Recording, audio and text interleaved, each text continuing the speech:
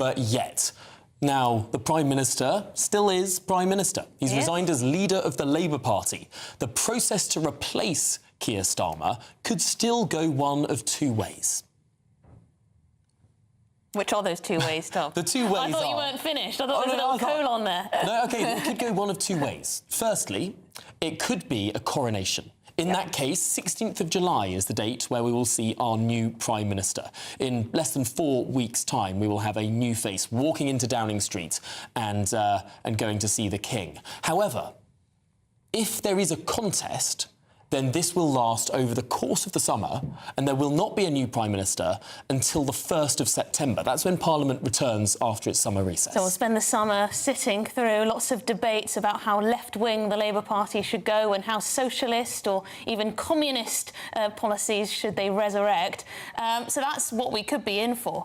But if we have the coronation of a man who manufactured a by-election in order to try and get rid of Keir Starmer and then become Prime Minister himself, is that really what we deserve as a country? I just think there's fundamentally something so wrong. Now, I know, Tom, you're going to say that's the process, that's the system we have, sure. But on a moral level, really, is that a mandate to be Prime Minister? Well, there is one man... It's crazy. There is one man who used to suggest that changing Prime Ministers in the middle of a parliamentary term should lead to a general election. Should we have a look at this for those watching on television? This is what Andy Burnham, the Mayor of Greater Manchester, was ferociously tweeting in October and September 2022. Hashtag general election now, when the Conservative Party changed its leadership.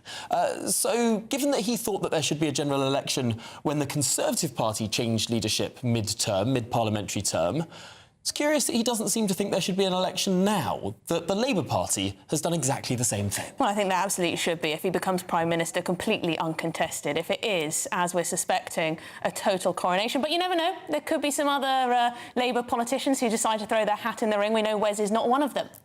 Anyway, Sir Keir Starmer has resigned as Prime Minister. He says he's heard loud and clear that his time is over, but not before he reminded the public of his achievements in office. And look at what we've achieved in just 2 years. An economy that is stronger, growing faster than our peers. Wages rising faster than inflation in every single month since we came to power. Investment secured, infrastructure being built.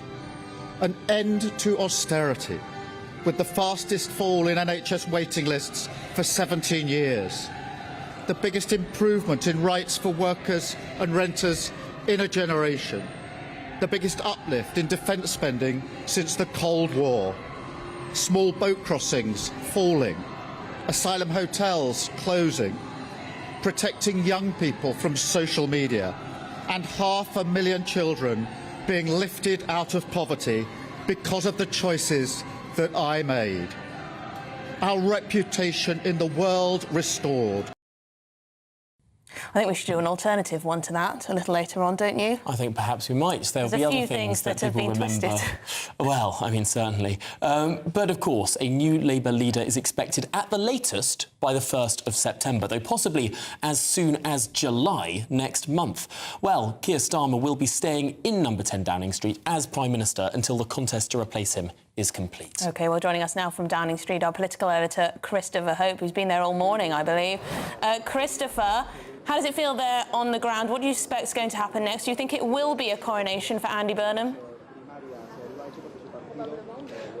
Yes, I think it will be a coronation for Andy Burnham, Emily, and morning, Tom, too. An extraordinary moment here in our politics. I've been here for several of these tearful resignations. Theresa May, Rishi Sunak, Theresa May and Liz Truss come to mind, not Rishi Sunak because he called an election. But, yeah, I mean, you see all the colleagues of the PM gathered near there. Lady Starmer, Victoria Starmer, was next door to where the PM was standing. Deeply emotional moment. But politics is a brutal game. The Prime Minister is a decent man when you meet him. He has not connected with voters at all.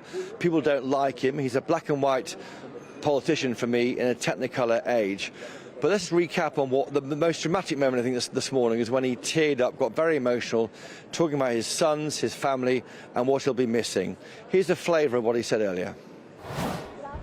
when I leave the biggest job in the country, I shall spend more time on the most important job, being the best husband I can to my fantastic wife Vic, who has been a rock by my side through good times and bad.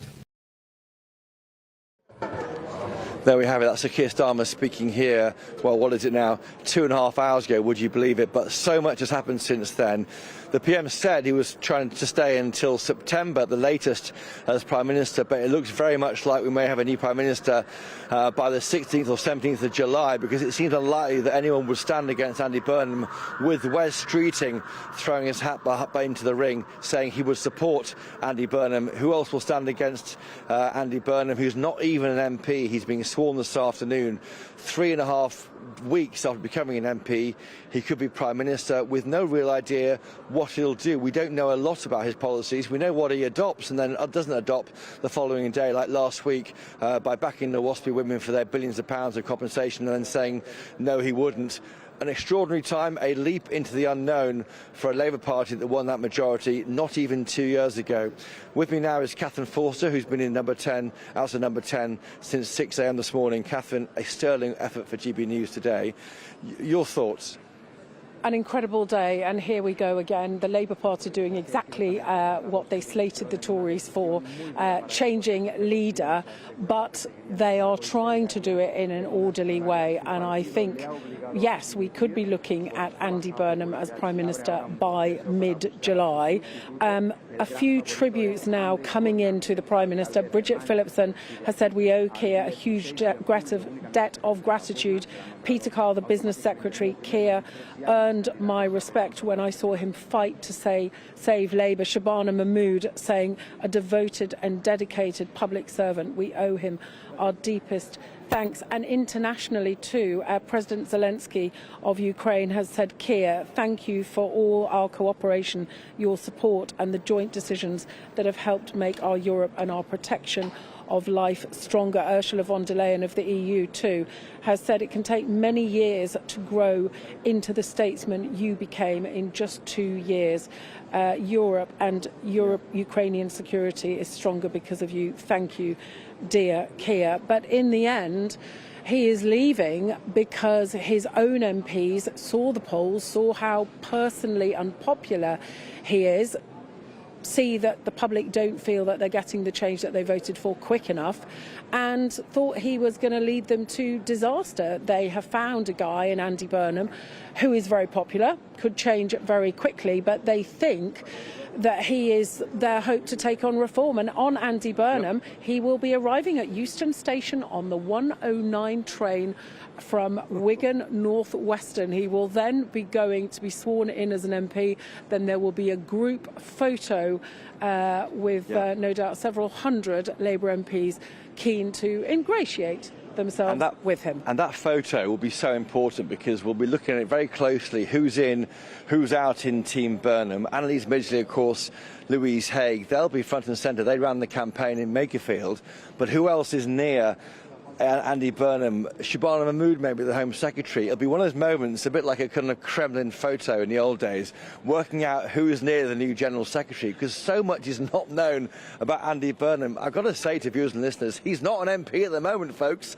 He's not actually an MP, and yet he could be Prime Minister in 3.5 weeks' time. Now, just finally, Catherine, do you think there's a risk here? If the party doesn't have an election and it would run through the summer, is that a risk for Andy Burnham? Because I remember vividly when Gordon Brown stood down, became PM, forgive me, in 2007, forgive me, the feeling then was he needed that discipline of debating what his ideas were to become a better Prime Minister. If you just shoo someone in, they haven't been tested against other ideas. So should Al Khan stand? Should Yvette Cooper stand? Should Angela Rayner stand? Ed Miliband? Should someone stand against Andy Burnham so we can work out what this guy stands for? Because currently we don't know that. And he's going to be running our country, people, very shortly. Well, remember when Jeremy Corbyn was put on the ballot paper to have the debate. Yes. Look where that went. But look, remember what happened with Theresa May. There ended up not being a contest because Andrea Leadsom dropped out. She was untested, and then, of course, she was not a very successful Prime Minister. So I think it is pretty problematic. And also, of course, the fact that Andy Burnham he's going to be Prime Minister, and he's going to be Prime Minister on the back of 25,000 people in a constituency that most people had never heard of till 5 weeks ago, voting for him. And on the back of that, he is going to walk into number 10. So I think there will be real and quite legitimate questions about mandate, and ones that opposition parties, of course, are going to shout very loudly. And also, just very finally, the manifesto that Keir Starmer led in July 2024 is not Andy Burnham's manifesto. He was not an MP. He didn't stand on the manifesto. Is he going to abide by everything in that manifesto? That is a question the markets want to hear. That is a question voters want to hear in Cornwall, in Kent, in Liverpool, in Newcastle. We don't know a lot about the guy who could be Prime Minister in 3.5 weeks' time. And I said to one of his team the night that he won that Makerfield by-election, and they said to me, he's got a little bit of magic, and our job is to try to keep that magic when he's in Downing Street. But yeah, he's saying he's going to keep to the manifesto, but that's very limiting. Also, they've got no money. Catherine Forster, thank you for joining us, and great work this morning. Thank you for joining us. Catherine Forster there, and just a minor correction to bring to you. Andy Burnham has joined the train at Manchester Station, not Wigan North Western, my excellent producer Rebecca tells me. Back to you. Very, very good to know for anyone hoping to stalk the future Prime Minister, perhaps. Chris Hope, thanks indeed for joining us. Now, let's speak to the Labour Member of Parliament for Hartlepool, Jonathan Brash. Jonathan, thanks indeed for joining us. This is a moment of flux now for the Labour Party. Keir Starmer is either going to be a lame duck for the next 3.5 weeks or the next 3 months. Well, good afternoon, first of all. Yeah, I mean, you are right. It is a moment of flux. Anytime a party changes its leader, the Prime Minister changes, is a moment of flux. But I think what we're seeing with the announcement that West Streeting is backing Andy Burnham is that we are moving steadily towards an Andy Burnham premiership. And I think it's important to reflect, looking back at that result just a few days ago, the stunning job that Andy Burnham did. You know, from the local elections, he created a 23-point swing from Reform to Labour. He doubled Labour's majority from the general election, you know, which was a landslide day for the Labour Party. That doesn't come about by accident. He has given the people of Makerfield, and I would argue constituents in northern working class communities right across the country, hope for the first time in a long time that somebody who's going to occupy Downing Street genuinely understands. Hang on, Jonathan. They've been left behind for far too long. Wasn't the message that Andy Burnham gave to the people of Makerfield on Thursday precisely the same message that Keir Starmer gave to the country on the 4th of July 2024, which is, the Prime Minister's terrible, let's turf him out and replace him with me? No, I think if you look really closely at what Andy Burnham's been saying, you know, he's talking about reforming things like council tax that hammers northern working class communities. He's talking about nationalising water, which is hugely popular in my constituency. Do you seriously think he won that election on the issue of water and council tax? I believe he won it on providing people hope that finally we have somebody who's actually listening to the needs of working class constituents in red wall communities. Yes, I do. You know, he's talking about bringing, you know, welfare bills down to pay for defence. These are the things that my constituents tell me every single day they want to hear. You know, we have gone through 30 or 40 years of globalisation in this country, where the London mindset has been places like Hartlepool, places like Makerfield do not matter. Andy Burnham does not agree with that. He understands those constituencies, and therefore he's going to do a job by those people, and that's what won him that election. Jonathan, would you be comfortable for Andy Burnham to become Prime Minister off the back of a manufactured by-election and potentially uncontested by any other Labour MP? Look, I think it's very clear that we're moving towards that result. And to be perfectly frank, I think that the agenda that Andy Burnham's laid out, breaking that, you know, that Westminster establishment mindset that's let this country down for far too long, is exactly what we need in this country. Hang on, people right voted for the Labour Party under Sir Keir Starmer, under his manifesto. They didn't vote for Andy Burnham's vision for the Labour Party. You know, it's interesting. The last Prime Minister to enter Downing Street via a general election and then leave Downing Street via a general election was Ted Heath. So you're happy with this state of affairs? So you're happy with this? You're happy with the fact that we now will have the 7th Prime Minister in 10 years?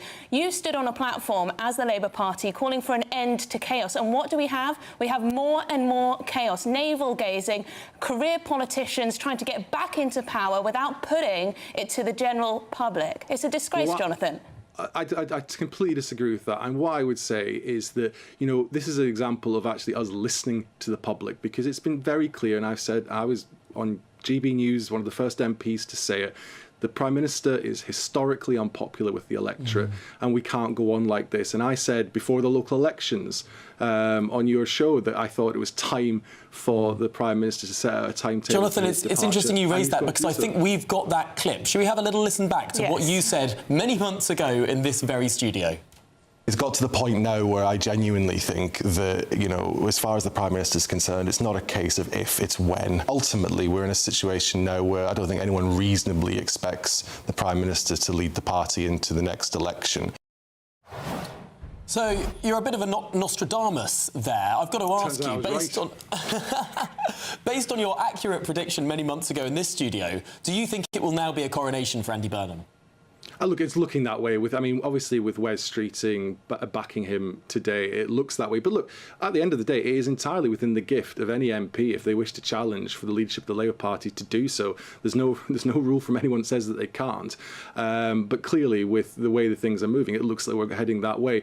And look, I really want to get focused back on the things that matter to my constituents, about bringing their bills down, about reindustrialising northern working class communities that have been left behind for too long. That's what we've got to be focused on.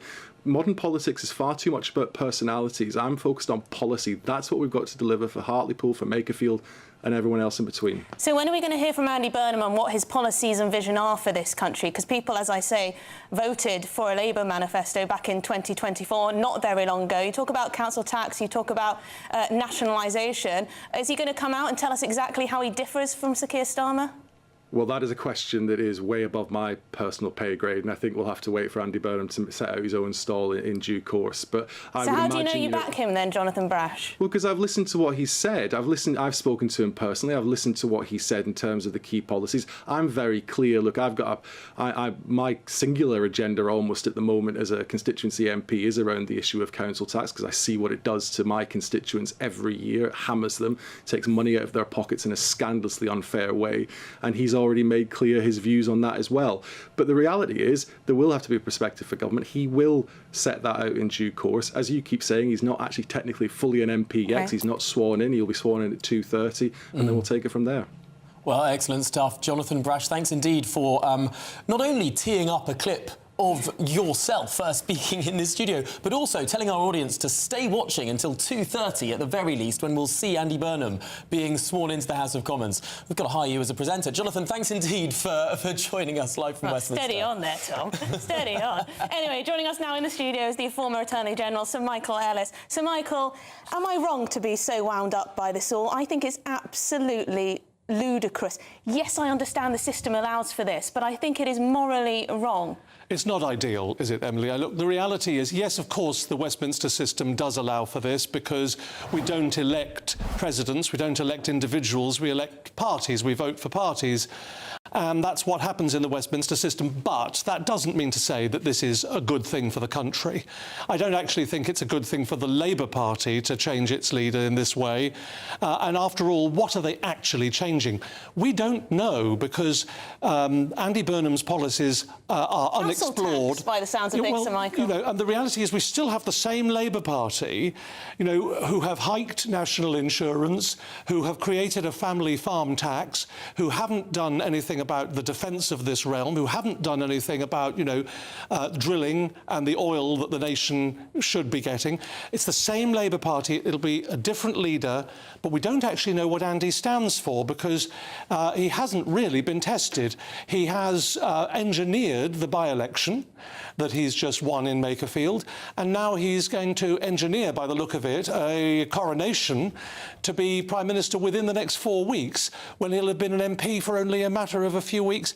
As everyone keeps saying, he's not technically... He actually is an MP at the moment, but he's not got MP sitting rights until he's sworn in. So this is the distinction. As soon as the returning officer announces your result, you are an MP. And you're paid as an MP and you're from that paid moment. From the moment of the election Yes. day. But you can't sit in the House of Commons until you've sworn in, which is happening this afternoon. That's right, because the Sinn Féin are an example of that. It is theoretically, Tom, you're like this, it is theoretically possible for the House of Commons to reject a new MP.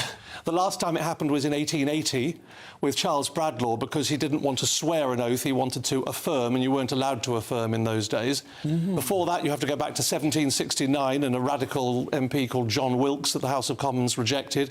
It's not going to happen. No. But in theory... In theory, Andy Burnham could be rejected from sitting in the House of Commons. In theory. But perhaps this is just silly. Yes, it is. But perhaps more practically, he won't have an MP email account or an office allocated until after he's sworn in. But these are minor details. What really matters is the country is now seeing its, what is it, 6th or 7th Prime Minister? Seventh in 10 years. It clearly is not good for the country's reputation. Labour, Andy Burnham himself sent a number of tweets saying, after I think Boris went, that there ought to be a general election. I mean, look, this is a crazy state of affairs, but what's really concerning is that I don't think it's going to make a difference. I think the country is still going to be poorly run, and we're going to be in no different position now with Andy Burnham as we were with Keir Starmer. The Labour Party seem to have convinced themselves that Andy Burnham is a knight in shining armour who's going to come and rescue them from the doldrums. For God knows what reason. But who knows, because we don't know what Andy Burnham actually stands for. He's been unexplored and untested in that sense. But this is the thing. So if it is just 3.5 weeks, if he does stand uncontested, yes, it's seemingly, according to the papers and what Keir Starmer said when he stood up, he wanted some time to think about how he was going to do things. 3.5 weeks isn't a long time, so do you think he's just going to be yet another Prime Minister who arrives in office without a plan of action? Yes, and also the Labour Party, I think, behind the scenes, behind closed doors, right now are vying for positions in his cabinet. And that's how I interpret Angela Rayner's tweet a short time ago. Okay. What she's saying, quite deliberately, is, I'm not coming out to support Andy. What have you got? What have you got for me? Yes, you're so right. Yes. And I think, depending on what he says, then she'll come and send out a very nice tweet about it. What do you think she wants, Chancellor? It seems like everyone wants Chancellor. Yes. It seems like it could well be that Shamana Mahmood remains as Home Secretary. Yes. But when it comes to Chancellor, I don't think that there is a single person in politics who believes Rachel Reeves will remain in post. No. She is absolutely tied to the hip to Keir Starmer. Yeah. When he goes, she goes. So, to some extent, the biggest sort of number 2 job, Chancellor there, is up for grabs. People are suggesting that it could be Wes Streeting. Yes. It was interesting that he posted his endorsement of Andy Burnham just minutes after Andy Burnham announced he would be standing. There have been some reports that there have been conversations behind the scenes between Wes Streeting and Andy Burnham. I'm convinced, Tom, there will have been. As the people that were seen to be the 2 leading candidates to be potentially the next leader. Do you think it's likely now that Wes Streeting will be the Chancellor? Yes, I do.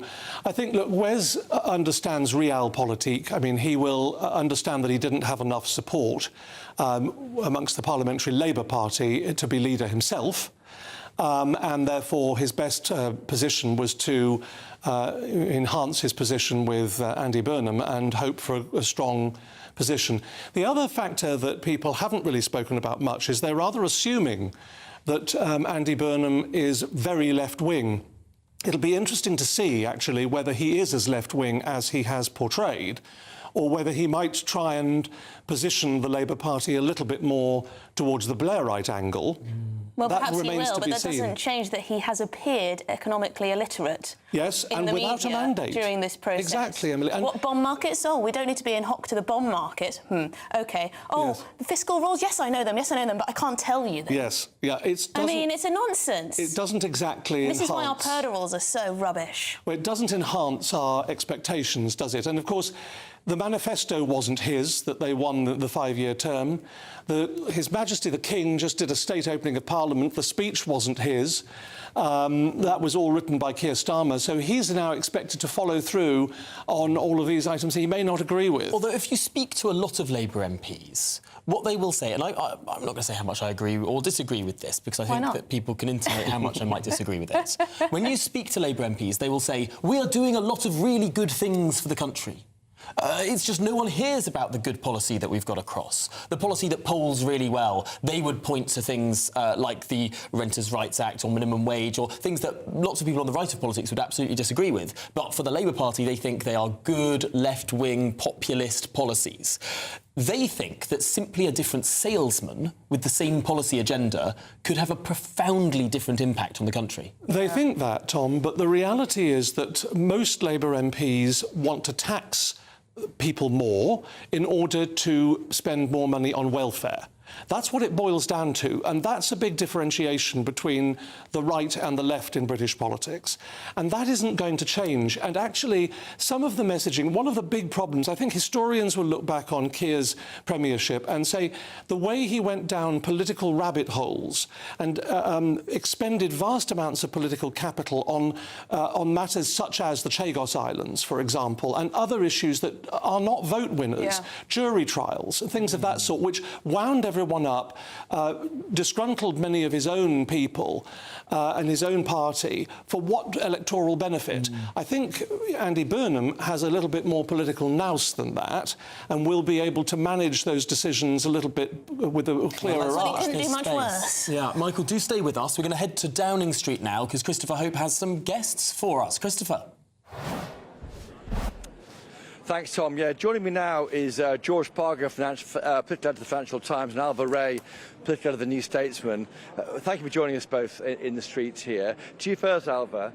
What will people think who aren't Labour Party members, who don't follow politics, and wonder why a person who isn't even an MP now could be the Prime Minister in 3.5 weeks' time? Well, George and I were just talking about this, and I think for people who haven't been following the past few months, this will seem really extraordinary and confusing, basically. It goes back to last May, really, when we had these local election results and those really important national elections in Scotland and Wales, and basically the Labour Party had a moment of thinking, OK, it's not just a thing in the polls, this is real, we're not winning under Keir Starmer, we're actually hemorrhaging support and we need to do something about it. That's why someone stood down for Andy Burnham, that's why he's won this by-election, he's on his way down, and that's why this has happened. But it's been there's been a funny lull in the meantime to make it happen. And where we are, do you think it looks like it's going to be Andy Burnham as Prime Minister when you've got Wes Streeting saying he'll support him? I think so, unless there's a curveball from a Keir Starmer loyalist who wants to see Andy Burnham tested, someone else in the Labour Party. Some of the women in the Labour Party are pretty annoyed that there are no women in contention. So there could be a curveball, but pretty much I think our working assumption is that Andy Burnham will be the next Prime Minister on the 18th of July. George Parker, you've been around here longer than I have. You remember when Gordon Brown wasn't challenged back in 2007, and that seemed to be a problem. He wasn't tested, as Alva says, in a debate. Do you think there should be a challenge against Andy Burnham? I think there's something to be said for challenging Andy Burnham because we don't really know much about what his policies are, who his team's going to be.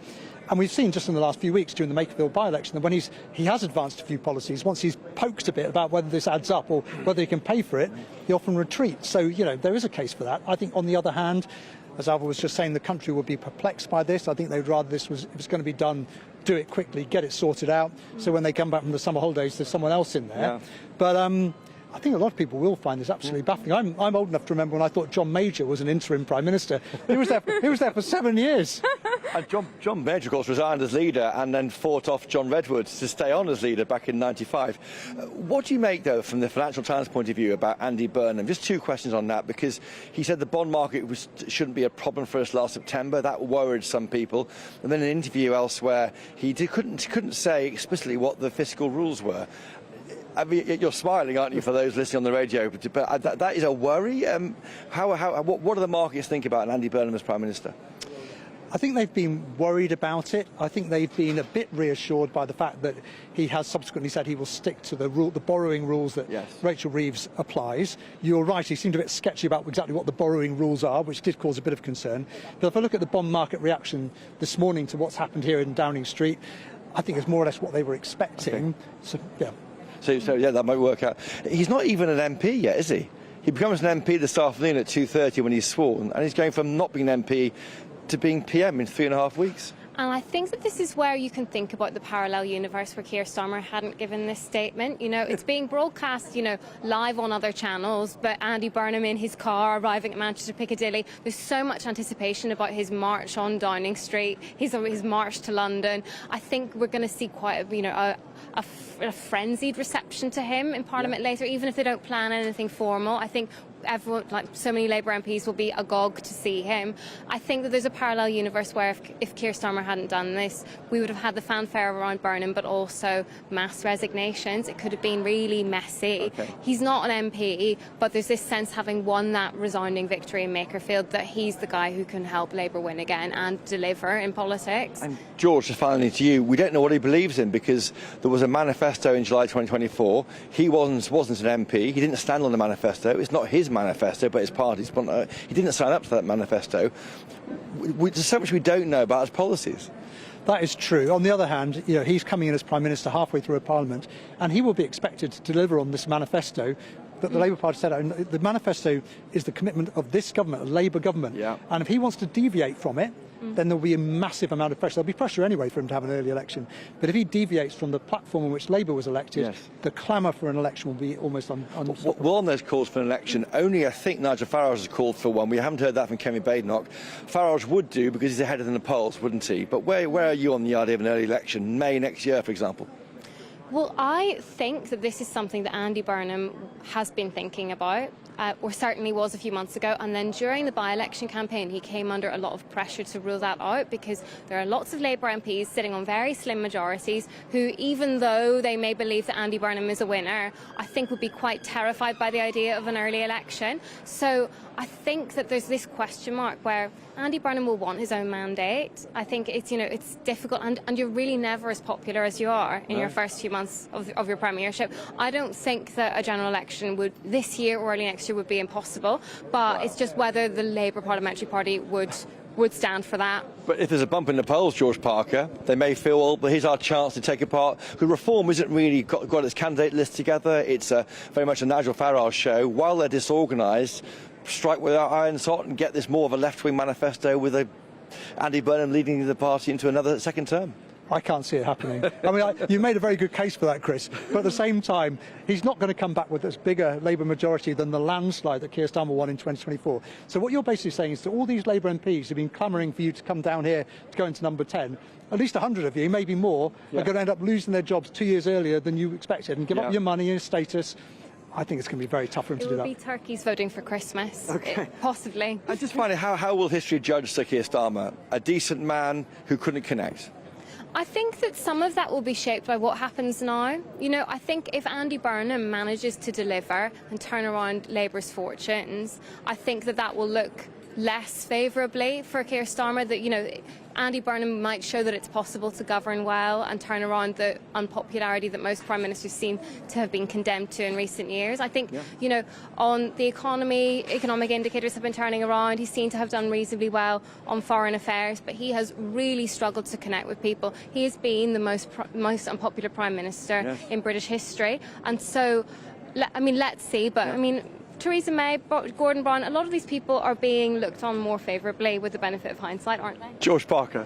I think people will see him as someone who rescued the Labour Party from the Corbyn era, made it electable, won this massive landslide, decent man who, as you say, failed to connect with the public completely. But I can't help thinking that in a few months' time there might be a bit of bias and remorse, and people will look back at the clip of Keir Starmer there emotionally standing outside number 10 and start to think, actually, do we really need to get rid of him? George Parker, Alva Ray from the New Statesman and the FT. Thank you for joining us both on GB News. There you have it. The political avatar has been written about Keir Starmer, and we could have a new PM, maybe Andy Burnham, in 3.5 weeks' time.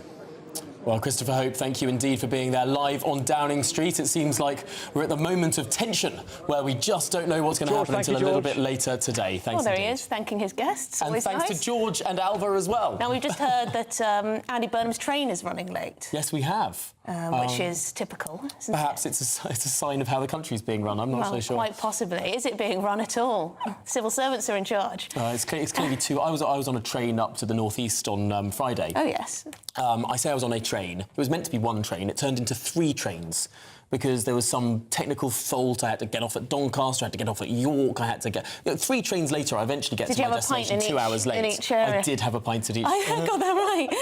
Anyway, let's go to Will Godley, our national reporter, because he's in King's Cross, which is in Keir Starmer's patch, isn't it, Will? Certainly is. Good afternoon to you both. This is in Sir Keir Starmer's constituency, Holborn and St Pancras. He's been the MP here since 2015, and in the last election back in 2024, Sir Keir Starmer got a majority of 11,000 votes here. That's almost half of the vote he received here, of course, when nationally Labour got that stonking landslide victory in the 2024 election. But less than 2 years later, of course, today, Sir Keir Starmer resigning as leader of the Labour Party and, of course, as Prime Minister. So what do those here in his constituency think? Well, Sir Keir Starmer, in his resignation speech in Downing Street today, said he would have more time for his wife and his children, and probably also, no doubt, more time for his constituents here. And it's been an interesting morning speaking to people here in his constituency. One lady told me she's really upset to see him go as Prime Minister, describing him as a thoroughly decent man, and she feels his time was cut short in Downing Street. Others say it's the right decision for the country. Interestingly, one person said he's not frustrated that Sir Keir Starmer's resigning, but frustrated that there's this revolving door of Prime Ministers that we've had over the last few years, frustrated that we're going to have another one, potentially as soon as 3 weeks' time. But earlier on, I spoke to some of Sir Keir Starmer's constituents and those here in his constituency today. This was their reaction to his resignation earlier on today. He was put under a lot of pressure by the press, I think, and he hadn't got much of a choice. Well, I voted for Keir Starmer, so I'm quite sorry that this has happened. Well, I think for the UK, yeah, 100%. Why? Just, I mean, I'll go back to Brexit, what we lost out. I know it's not Starmer and the government, but it just seems to do nothing right for this country. We've got no help with fuel in the crisis that's going on at all. I think it's a bit tragic. I would have preferred that he stayed to fight the leadership.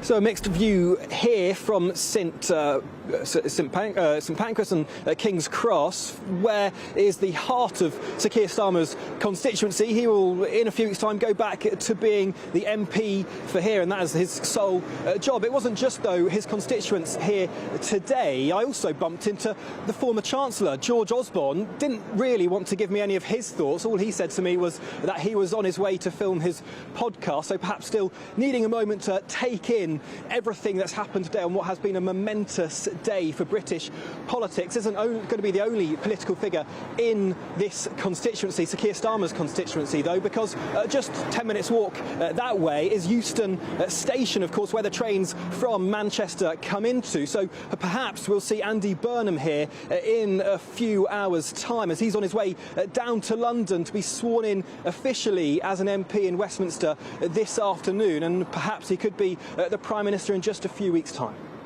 Well, that train is due in less than 30 minutes, although I hear there's a speed restriction on the West Coast Main Line due to the heat, so we might have to wait a little bit longer for the return of Andy Burnham. I've got to ask, did you just randomly bump into George Osborne? Is this just a peculiar happenstance that happened? Well, it was just a bit of serendipity. He was walking down the pavement where we were standing, approaching people to get their opinion. I went up to him, "Hi, George, what do you think about Keir Starmer's resignation today?" And he said, well, I was the former Chancellor, but that's all he said. He said he was going to film his podcast, and that's all he would give. He said he's running late and wanted to rush off, and so wouldn't give us any more than that. So perhaps wanting to give his analysis and save it for his podcast. But yeah, it's just a serendipitous event a little bit earlier on. What a shame, eh? Not much to say. Will Godley, thank you very much indeed. Head over to Euston now, so see if we can catch Andy Burnham coming off a sweaty train. Oh, apparently, I've been reading about what some people on these trains have been saying. Standing room only since Preston is the latest that I've heard. So I hope Andy has got first class. I mean, unless he's feeling like a man of the people, maybe he is standing... Sits on the floor like Corbyn. Maybe he's sitting on the floor, standing up beneath a sweaty armpit of some description. Who knows? Lovely. Well, I'm sure there's lots of people trying to talk to him, or perhaps he's got a disguise on, Tom. Although he's probably very happy. He's probably very happy to be Andy Burnham today. Anyway, we are going to have a bit of a discussion about Ode to Joy, that particular anthem. It's the EU anthem, isn't it? And the Council of Europe, because it was played very, very loudly. It was. During Keir Starmer's speech. Yeah. And it's caused a bit of a debate, hasn't it? But before that, we are going to talk about all the U-turns there have been under Keir Starmer, because he listed a list of achievements, didn't he? Camilla said that was a little bit gaslighting, Camilla Tominey, that is, because there have been many a U-turn. Shall we have a look at some of the most high-profile ones? And I'm afraid to say the taxpayer simply can't afford the tens of billions of pounds in compensation when the evidence does show that 90% of those impacted did know about it. That's because of the state of our economy. Yes, that was the Prime Minister deserting WASPy women after so many Labour MPs promised to back the WASPy women. But it wasn't just WASPy women, no. After vowing to keep the two-child benefit cap, at the budget, the Labour Party scrapped it. We're not changing that policy. You're not changing the two-child policy benefits, OK? We are lifting 450,000 children out of poverty with the end of the two-child limit.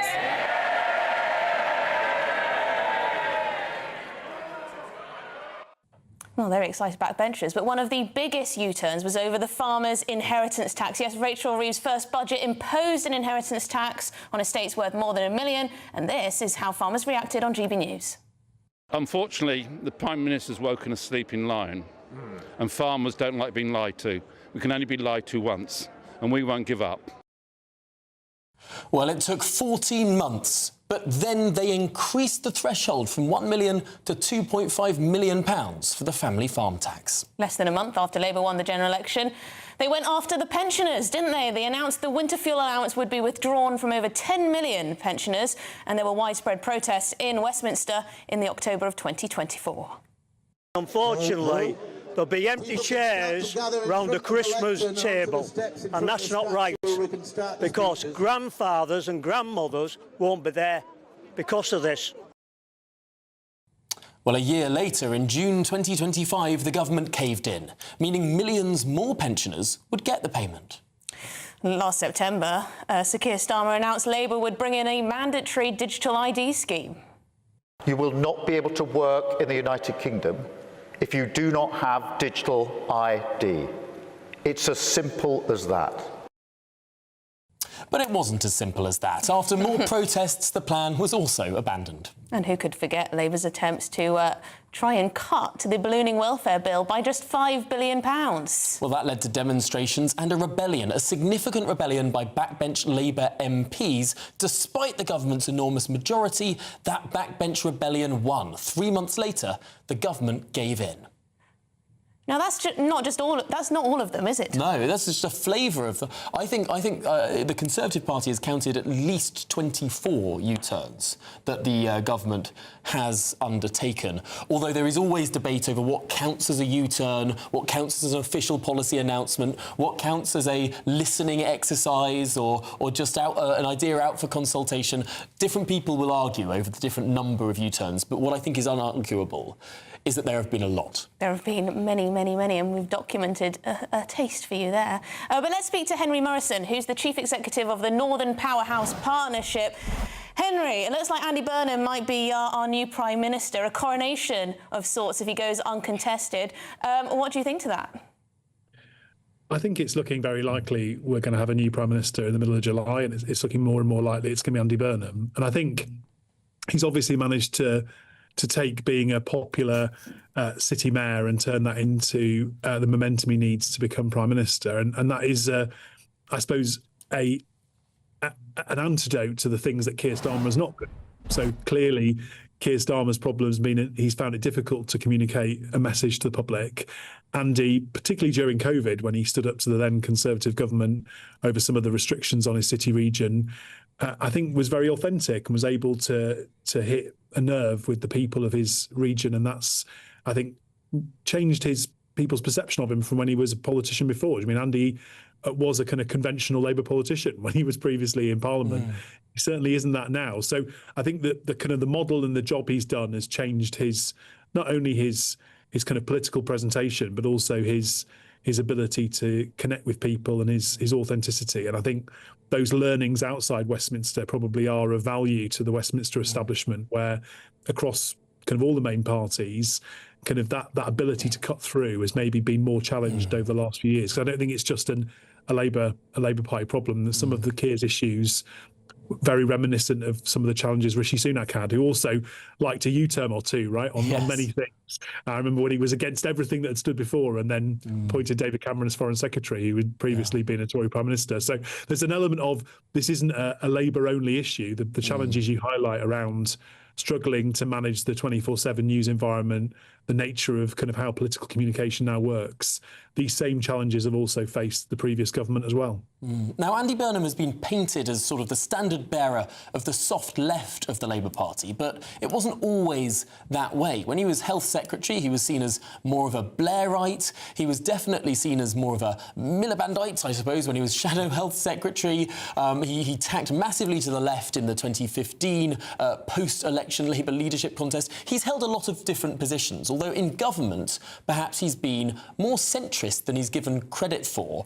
Of course, you look a lot at the economic development of the North, and particularly looking to Manchester. It's interesting. Everyone points to the nationalisation of or at least the state running. It's different. It's not full nationalisation of the transport, because there are private companies involved, but the partial nationalisation of the transport network in Greater Manchester. But on the other side of the ledger, he's welcomed in massive private investment. He has worked with business to get central Manchester, at the very least, looking a lot more shining and growing than it has ever done before. For example, not having the same social housing mandates put on these developers that, for example, London has. I mean, to some way, he has lent into the private sector in a way that many people might be surprised by. I think you make a fair argument, which is that Andy's time as Mayor of Greater Manchester has seen him obviously do progressive things that have had huge social impact. And I would say the control of the bus system has been one of those things. And you're absolutely right. It's a form of sort of public control rather than ownership. And that distinction is also one that I think he's used around some of his plans for the wider economy, because clearly state control is an easier and, in terms of public borrowing, a much cheaper thing to do than state ownership would be in many cases. And I think arguably that's what we have right now, with Ofwat basically controlling what water companies do. And you could argue that you need more effective forms of public control, and actually I think the government hasn't maybe done a good enough job of selling the kind of the recommendations from John Cunliffe, who did an inquiry into the water industry, which obviously would deal with the fact that Ofwat hasn't done a very good job, right? So actually the Cunliffe reforms probably are a form of what Andy's arguing for. They just haven't been implemented yet. And maybe the government could have got on with that a bit quicker, do you mean, and communicated a bit better what it was actually trying to do. Because I think you're right. I mean, there is an element of, in politics, I mean, I'm someone who's a former Labour politician in my misspent youth. I also worked for George Osborne, who you didn't manage to interview earlier in St Pancras. Do you mean I don't think anyone has a unique, based on their political background or their political ideology, a unique view or complete 100% sort of 2010 vision when it comes to what's in the interest of the country.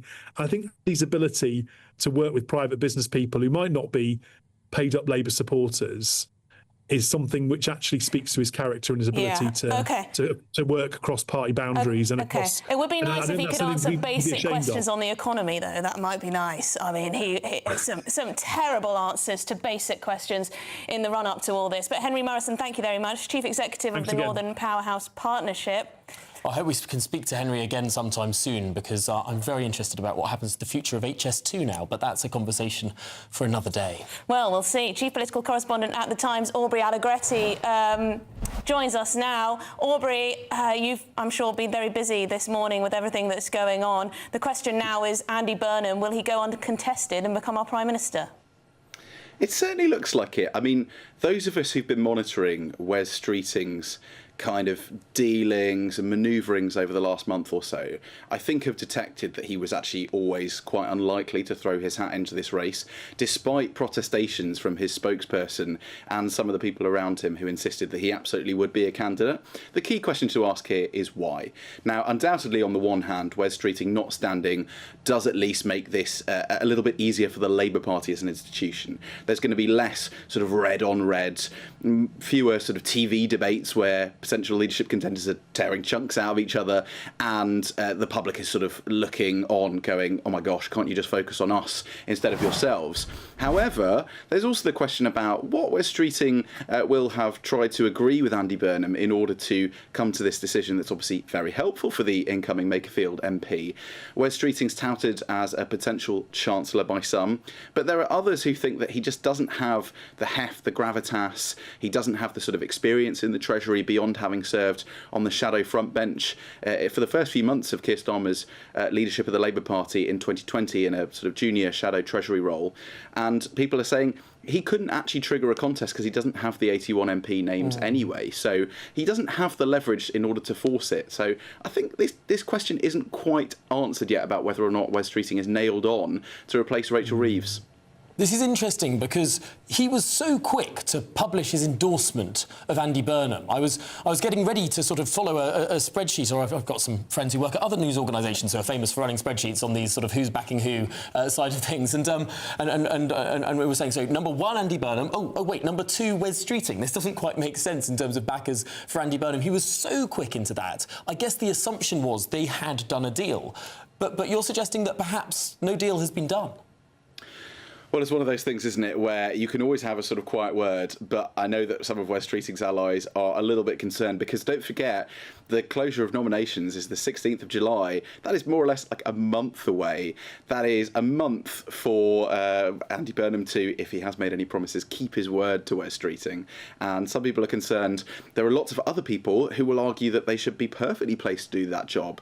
They have been responsible for bringing back Andy Burnham to Parliament. They've been trying to whisper in the ear of Keir Starmer and the Labour NEC for 12 months to let Andy Burnham back in. And which former Labour Party leader could you possibly be talking about?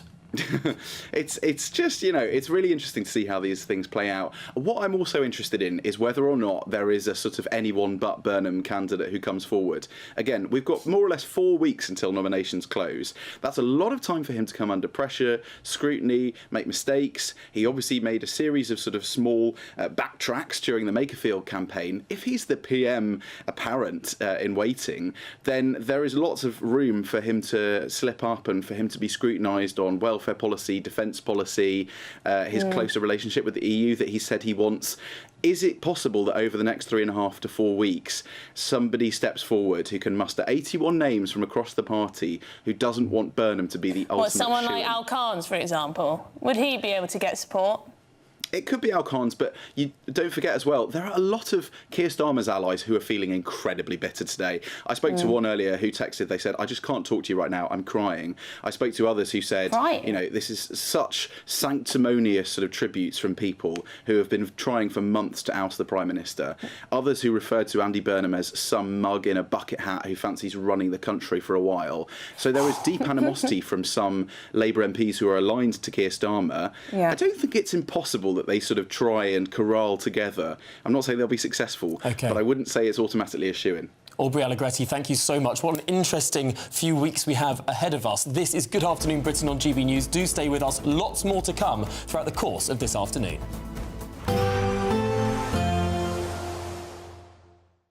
Expect warm spells with the odd rude interruption. Box Boilers sponsors the weather on GB News. Hello, welcome to your latest weather update from the Met Office here on GB News.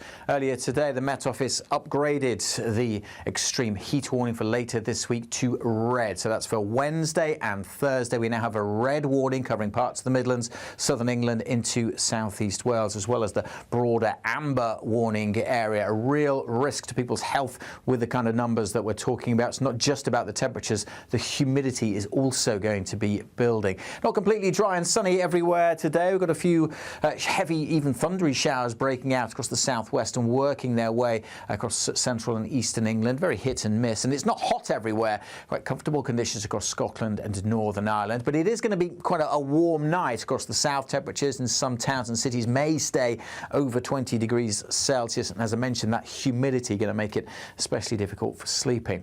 Any early thundery showers still over eastern England should be clearing away. In most places tomorrow, just hot and sunny. We're starting off with those temperatures in the high teens or low 20s. Not that hot further north, but still it is going to be a warmer day for Northern Ireland and southern parts of Scotland. A little more comfortable across the far north of Scotland, where there'll be cloud and some showery outbreaks of rain across Orkney and Shetland. They should be moving through, perhaps a bit more cloud at times across northern Scotland in general, but for most places, dry, hot, hazy sunshine. As I mentioned, that humidity as well as the temperatures building more widely tomorrow. Temperatures up over 30 degrees Celsius by the afternoon through much of Wales and northern England, along with parts of the south where we could see 36, maybe 37 Celsius across the southeast. Southern Scotland, Northern Ireland also seeing those temperatures rising, and many places staying dry, hot and sunny throughout this week, but those temperatures continuing to build. And it's Wednesday and Thursday we have that red warning in place. Do check the Met Office website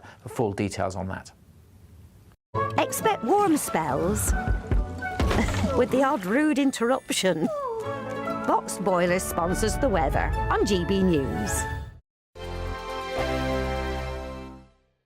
From the Imperial Island Resort in Paphos, and it's the final week to see how you could win big in time for summer. Someone has to win our stunning cash prize of £76,543.21. Just don't miss out as lines close on the 26th of June. For a chance to win, text cash to 63225. One entry costs £2.50 plus one standard network rate message. Or text bonus to 63225. 5 entries cost £5 plus one standard network rate message. Go to gbnews.com/win. Entries start at £2.50. Call 0903 686 3232. Calls cost £2.50 plus your network access charge. Or post your name and number to GB21 PO Box 8690 Derby DE1 9TT. UK only. Entrance must be 18 or over. Lines close at 4 p.m. on the 26th of June. This is a network giveaway. Entries will be pulled. Please check the closing time if listening or watching on demand. Bold. They are under no illusion. Ray. Are you a human trafficker? Boundless. I've had enough of the nonsense, and I'm not afraid to say it. Don't get us on the BBC. Every weeknight, I tear through the headlines. The smell of gasoline. Should we be worried about it? From Westminster madness to cultural war chaos. What we're going to do now is they are throwing things out the car as we speak. Get ready, Britain. Here we go. Patrick Christie tonight, weeknights from 9 p.m. only on GB News, Britain's news channel. I've been in Westminster for a long time, but I know that though power may be here, its effect on people's lives is across the whole of the country. We may be where rules are made, but it's where they're implemented that matters. Join me, Jacob Rees-Mogg, for forthright and frank discussion on where Britain has come from, where it's going, and where it will end up. That's State of the Nation, Monday to Thursday, 8 to 9 o'clock. Vox Populi, Vox Dei. From court mornings to warm family brunches. From football to tennis in the car. In the kitchen. GB News Breakfast is there. With the stories you need and the conversations that matter. Anyway, let's talk business. Well, it has been a historic night in British politics. It's astonishing, isn't it? We're here again. To start your day just right. GB News Breakfast. Every morning from 6 a.m. Only on GB News. Britain's news channel. You want to know what's really going on in the corridors of power? Labour don't know what to do with you half the time, and that makes you quite lethal in the chamber. Get behind the headlines with Chopper's Political Podcast. Join me, Christopher Hope, as I sit down with the great and the good of British politics. We'll see where this ruling takes us. These are the stories shaping our nation. Chopper's Political Podcast, available now on all platforms. Listen in and stay ahead.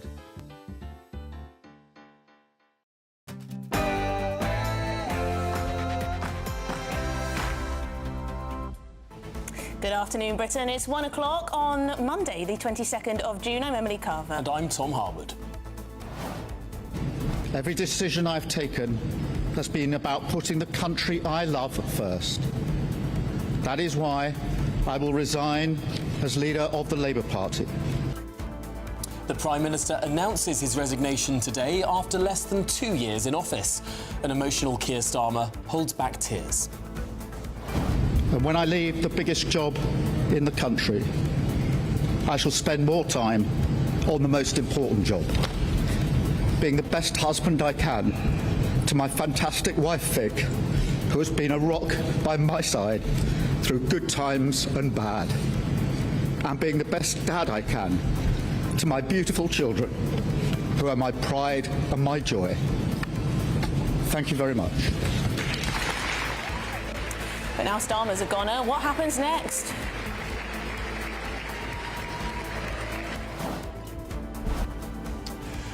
Sir Keir Starmer there, quitting as Labour leader. Shortly he'll stand as Prime Minister, and it seems likely this lunchtime the next PM isn't even an MP yet. Andy Burnham could replace him by July the 16th. Politics moves fast nowadays. But will this leadership contest be a coronation? Indeed, by the 16th of July, could Andy Burnham be Prime Minister? What does it mean for him? Potential leadership rival Wes Streeting, who had previously declared he would stand in any contest, has this morning sensationally backed Burnham, indicating the contest is already over.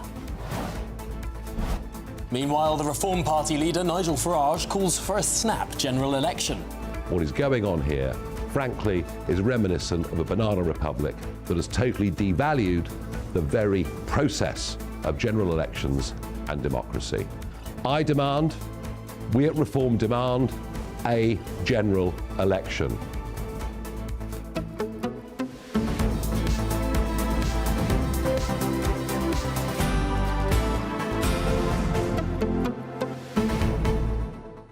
Well, a lot is moving and moving very quickly. At the moment, it looks like there is one announced candidate in this race. No one else has declared they will stand. It's just Andy Burnham. But, as we were speaking to the Times' Aubrey Allegretti in the last hour, 3.5 weeks, whilst it's quick, it's quite a lot of time for something to go wrong, for people to get cold feet, for organised opposition to rear its head, perhaps aggrieved supporters of Keir Starmer, perhaps people who think that Andy Burnham's tacked too close to the voters of Makerfield away from the left. Could the next 3.5 weeks find another challenger, pushing this into a contest? They've got enough time.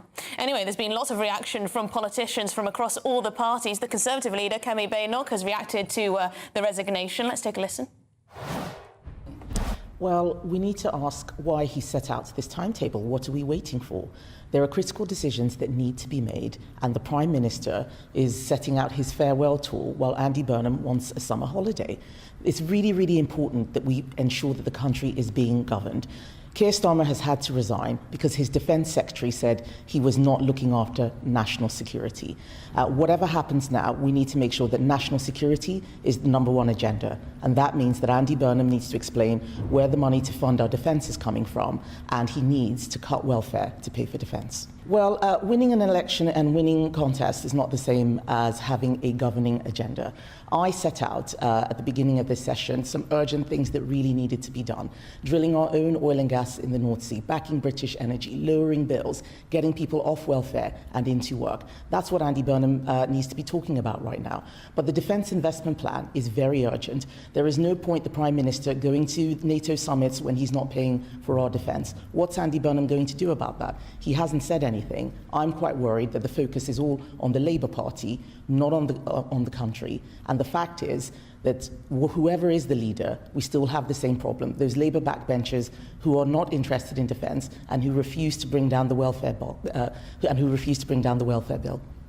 What I want to see is the country's priorities being put first. That is what the Conservative Party has done. We have laid out the issues which we think need resolution: getting people into work, funding our defence, backing British energy, drilling our own oil and gas in the North Sea. We've just won a historic by-election on this basis. It is very important that the Labour Party gets serious and focuses on what the country needs. What we don't need is Keir Starmer's farewell tour or Andy Burnham having a summer holiday when these critical issues need to be dealt with. So yes, you're saying a coronation would be preferable. If it happened quickly. What is important is that we get someone in who understands what governing is about. I'm not interested in providing a commentary on Labour Party internal matters. What I am interested in is making sure that urgent things like looking after our national security are dealt with right now. My job as leader of the opposition is to make sure that the country is being governed properly and holding the government to account. It's not about dealing with the personality contest between various Labour leaders. Why aren't you calling for a general election? If Andy Burnham is not able to fund the Defence Investment Plan, then we should have a general election. The reason why Keir Starmer has had to resign is because his Defence Secretary said he was not looking after national security. This is something which I've raised with Keir Starmer again and again. His hiring of Peter Mandelson put a national security risk in our most senior intelligence post. His not drilling our own oil and gas in the North Sea, relying on oil from elsewhere, from Russia even, is a national security issue. Not funding a defence investment plan is a national security issue. So if Andy Burnham doesn't have any answers on national security, then we should have a general election now. Immediately? We should have a general election if Andy Burnham is not able to set out how he is going to keep our country safe. I am very worried that no one is talking about the substantial issue of why the Prime Minister had to resign, because his Defence Secretary said he wasn't looking after national security. We need to make sure that we deal with that. Because every leader of the opposition is happy to have a general election. I think I have a better agenda for the country, but I think what the country wants to see is us being serious and working hard to deliver on defence, on national security. That is why I have made an offer to Andy Burnham, saying I will help him with 117 Conservative votes, because we know that the Labour Party is now the welfare party. Most of their backbenchers only care about welfare, not defence, so I'm happy to work with him on that. But if he won't do that, then yes, let's have a general election. But this is not a game. We need to bring some common sense back. We need to get Britain working. We need to unite our country. That is why I'm offering now to help Andy Burnham, to work with him. If his backbenchers won't play ball, Conservative MPs will. But at the end of the day, what is the highest priority is looking after this country's national security. And Andy Burnham hasn't said a word about that. Well, given that I just won a historic by-election last week and beat Reform into third place and beat them in the other by-election in Scotland, I'm not worried about a general election. Reform does not even have a defence spokesman, does not have a foreign affairs spokesman. They think that they're ready for a general election, but they're not ready for governing. And the reason why we keep running into these problems with prime ministers is that all they care about is elections rather than having a plan for government. I have laid out what our governing agenda would be. I set it out in the Alternative King speech. I have put out bills. I've talked about backing British energy. I've talked about making sure we drill our oil and gas in the North Sea, fund our defence, bring down the welfare bill, and so much more. That's what's critical, how you govern. Elections are the first step. They are the beginning, not the end, of solving these problems. But the Conservative Party are ready for a general election. I have been very clear. What we need now is to sort out the urgent situation we are in on national security. I am ready to help Labour with that. They have a historic majority. But if Andy Burnham cannot find the money for the Defence Investment Plan, the issue that led to John Healey resigning, then yes, we should have a general election. Well, Tom, positioning herself as the adult in the room. I think that is the smartest response she could have possibly had. It's quite clever, isn't it? Kemi Badenoch knows that the Conservative Party is not ready for an election tomorrow. She's got a long-term project to try and make the Conservative Party electable again. Her personal ratings have gone up. The Conservative Party's ratings have remained on the floor. Whether they will go up to match hers, we don't know yet, but clearly the Conservative Party is not fit to fight a general election tomorrow. However, if they can fight one on their terms, on an issue they think that they own, like defence or the economy, well, then she'd stand in a much better stead. Trying to move the conversation onto her home turf is a smart political strategy. And it makes her mature as compared to some of the wrangling going on in the Labour Party. But joining us now is the former leader of the Conservative Party, Sir Ian Duncan-Smith. Sir Ian, do you agree with our assessment there of what Kemi Badenoch's trying to do? Well, first of all, I completely agree with her in general terms about all the points she made. The fact is that what we're witnessing here is peculiar even by conservative standards with leadership and prime ministers, which is to try and remove a prime minister by somebody who hasn't even, at this point, represented anybody in Parliament, who most of the country doesn't really know anything at all about, who's not been involved in the manifesto or even in the pledges that were made, and is now about to arrive and just be crowned as prime minister almost in an anti-democratic way, I find that the British public themselves must be completely hacked off. They've been kept out of this discussion. They've been kept out of the choice. And therefore, it's clear to me that there has to be very soon a general election, because you can't have this happen like that. At least if they'd faced a leadership election within the bounds of the Labour Party, at least we'd have seen what they believe in. I mean, Andy Burnham, I know him very well. I used to play football with him. He's done some work with us at the Centre for Social Justice. But the reality is, throughout all of this, he has managed to stay away from any single commitment. Once he makes a commitment, he then moves away on the opposite direction. You know, yeah, I'm in favour of Europe. No, I'm not in favour of going back into Europe. Yeah, I'm in favour of higher taxes. No, I'm not talking about taxes. I'm against the bond market. No, I'm not against the bond market. I mean, the list goes on of the number of times you get U-turns. Well, we've already got... Sir Ian, it matters depending on who he's speaking to. Therefore, your demand that there's a contest within the Labour Party, let's leave the sort of democratic legitimacy point to one side. Just from a policy perspective, for someone of your politics, is it not better that the last people Andy Burnham spoke to in an electoral contest are the people of Makerfield, who have very sound views on Europe and immigration and much else, rather than the selectorate of the Labour Party, who would likely push him back in a different direction, towards rejoining the EU, towards more liberal immigration policy, towards disregarding the bond markets and everything else? My personal view is, as I said, I think we should have a general election. I believe you cannot do this with an individual who hasn't even been in Parliament for a long time. And I think the reality here is, whichever audience you want him to appeal to, Makerfield is a tiny proportion of the great British public. You know, it's a particular type of constituency, fine, great for them, but it doesn't represent very much what my constituency necessarily believes. And so here we have this problem. Arrogant, you know, people say, I wonder what's the problem with the UK getting rid of Prime Minister and everything else. The truth is the UK has become a little ungovernable because Westminster politicians think that they have the right to make and do and decide as they wish once elected. And I think that's quite wrong. I think that if we do wish to change leaders, in some constitutions, you can't do that without going to the public. I think we should be doing just that. I'm sick and tired. But, Sir Ian, I thought you were a great parliamentarian, someone who believes in the noble cause of the sovereignty of our parliament, not the position of our Prime Minister. I'm a parliamentarian, but I recognise also that Parliament has its limits, and its limits are that it cannot treat the British people as though they were an add-on to their own lives. And I'm afraid this is why politicians have fallen in respect. Yes, they've never been that popular, but they have fallen in respect as a group. And we have to change that. And so if we're going to do this 2 years out from their manifesto in what was, thanks to the splits in the right, an issue that got them 130 majority, then if they can't govern, then they must go to the polls, and they're not able to govern at the moment. That's the key bit. They're changing the leader because somehow they're unpopular. Well, if they're unpopular, they better test that. If they can't do their manifesto, they better go to the British people. Kemi's right about that. And by the way, we are right, and we are ready to fight an election. I certainly am, and many of my colleagues believe the same. So bring it on, as far as I'm concerned.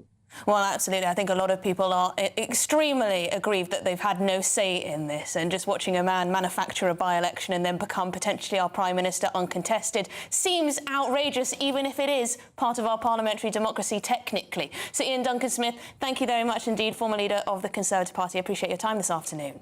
Well, let's head straight back to Downing Street now. Our political editor, Christopher Hope, is there for us, as he has been most of the morning and indeed all afternoon. Christopher, this feels like it is a situation that has an uneasy balance at the moment. Currently, we're expecting there to be no contest, Andy Burnham to become Prime Minister on the 16th of July. And yet, I don't know if you heard what we were discussing with Aubrey Allegretti of The Times in the last hour. He was suggesting that this 3.5-week period now is very, very dangerous for Andy Burnham. It's time when politicians might change their minds, might well plot. There's 3.5 weeks where people who have decided that there should be no contest could get cold feet and could launch one at any moment. And that's right, and because Andy Burnham is a blank canvas, we don't really know what his policies are. As Ian Duncan-Smith was telling you, he didn't sign up to the last election's manifesto because he wasn't an MP, so he didn't have to agree to anything agreed by Keir Starmer. We broadly know he's Labour and what Labour believes in, but he hasn't signed up to anything, and that's what's so important, I think. With me in number 10, that's number 10, is Kate Ferguson, who is the Sun newspaper's political editor on Sunday. Kate, thank you for joining us. Hi, Chris. Is this a coup against the Prime Minister? Well, it's hard not to see it as that because, as you point out, Andy Burnham wasn't even an MP until last week, didn't stand on the 24 manifesto. Keir Starmer stood outside here giving that emotional resignation speech, and he's out on his ear, not because voters have voted him out, although it is true that they're pretty fed up with him. He's out on his ear because his Labour MPs have moved. That famous phrase, Boris Johnson moves when the pack herds, you know it's moved. And so that is why Keir Starmer is being chopped out of number 10, really. And now, on the way down to Euston Station, any minute now, it sounds like, it's Andy Burnham, the heir apparent. We've heard Wes Streeting isn't going to run. It's like a coup, isn't it? I mean, in a sense, people in Kent or Cornwall or Newcastle or Falkirk, they don't know who Andy Burnham is because at the election campaign, the leader of the Labour Party tours the country, meets with local journalists. We had no chance to talk to this guy. He's not even an MP as we stand here today, right now. He's sworn in at 2:30. What's going on? It is kind of crazy if you think of it like that. This is a man who will be installed, I think, in number 10, probably without even a leadership contest. So Wes Streeting saying he's not going to stand. I can't see anyone else in the Parliamentary Labour Party that could possibly get the 81 Labour MPs to back them to stand. But as Aubrey Allegretti's telling Tom Harwood and Emily Carver, is it possible that in the next 3 weeks something may happen?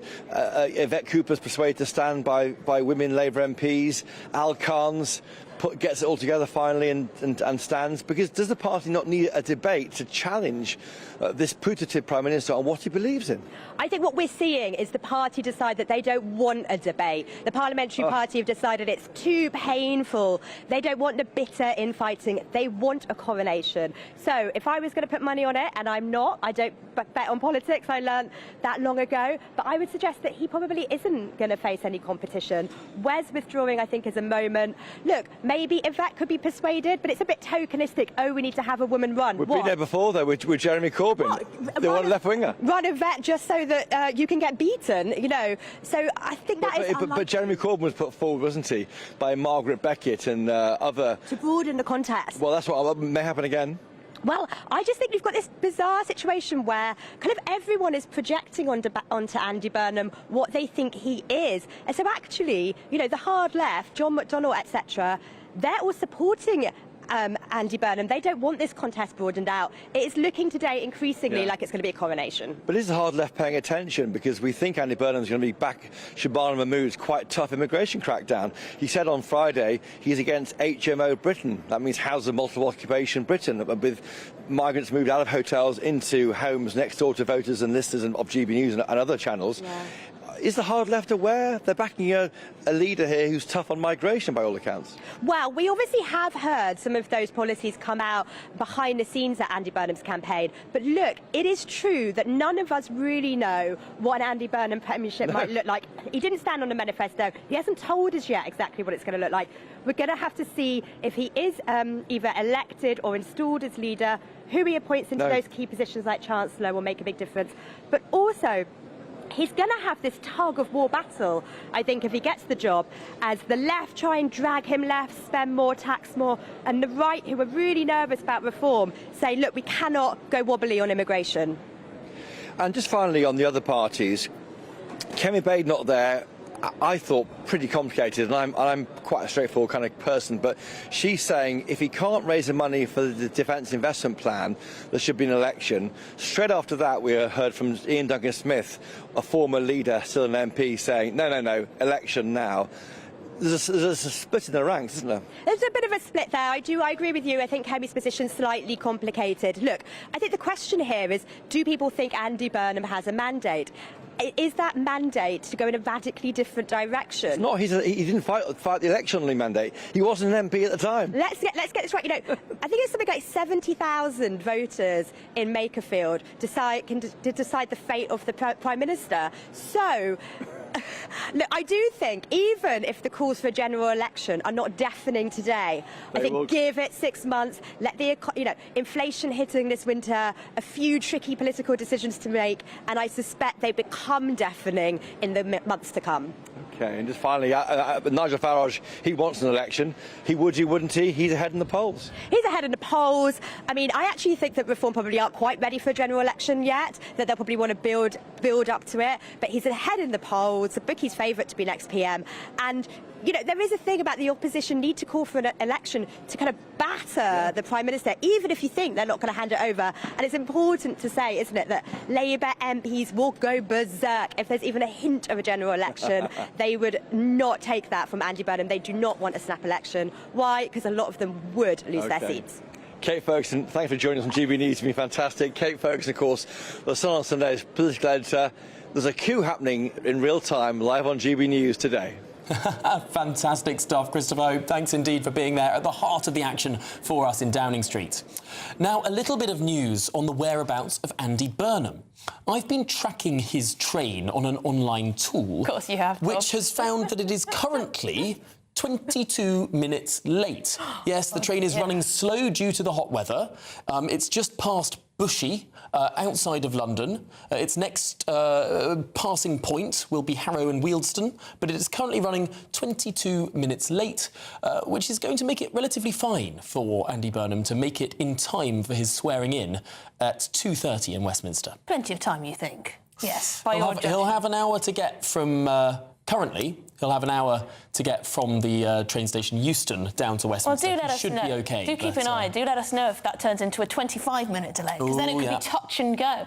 Anyway, we showed you what Kemi Badenoch had to say, the leader of the Conservative Party, of course. Now it's time for Reform leader Nigel Farage, who's also given his reaction to Sir Keir Starmer's resignation. Attempting to justify his time in office, to say we got a lot of things right, but it's moved on and I accept that.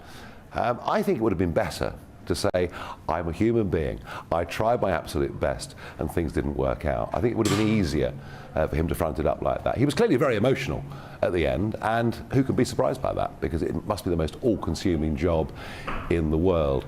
But I thought what was dreadful was the fact that at the end of Downing Street there were people chanting, playing loud music, and they're the scenes that'll be viewed from all around the world. And yes, of course, people have a right to peaceful protest, but not to mess up an historical moment. Do you have a degree of empathy for the Prime Minister? Well, on a human level, it must be really hard, because you give up all your privacy, you don't see much of your family. You know, I mean, politics is tough anyway. Being Prime Minister, I can only imagine how tough it is. So on a human level, yeah, I'm sorry for the guy that he failed, but he did fail.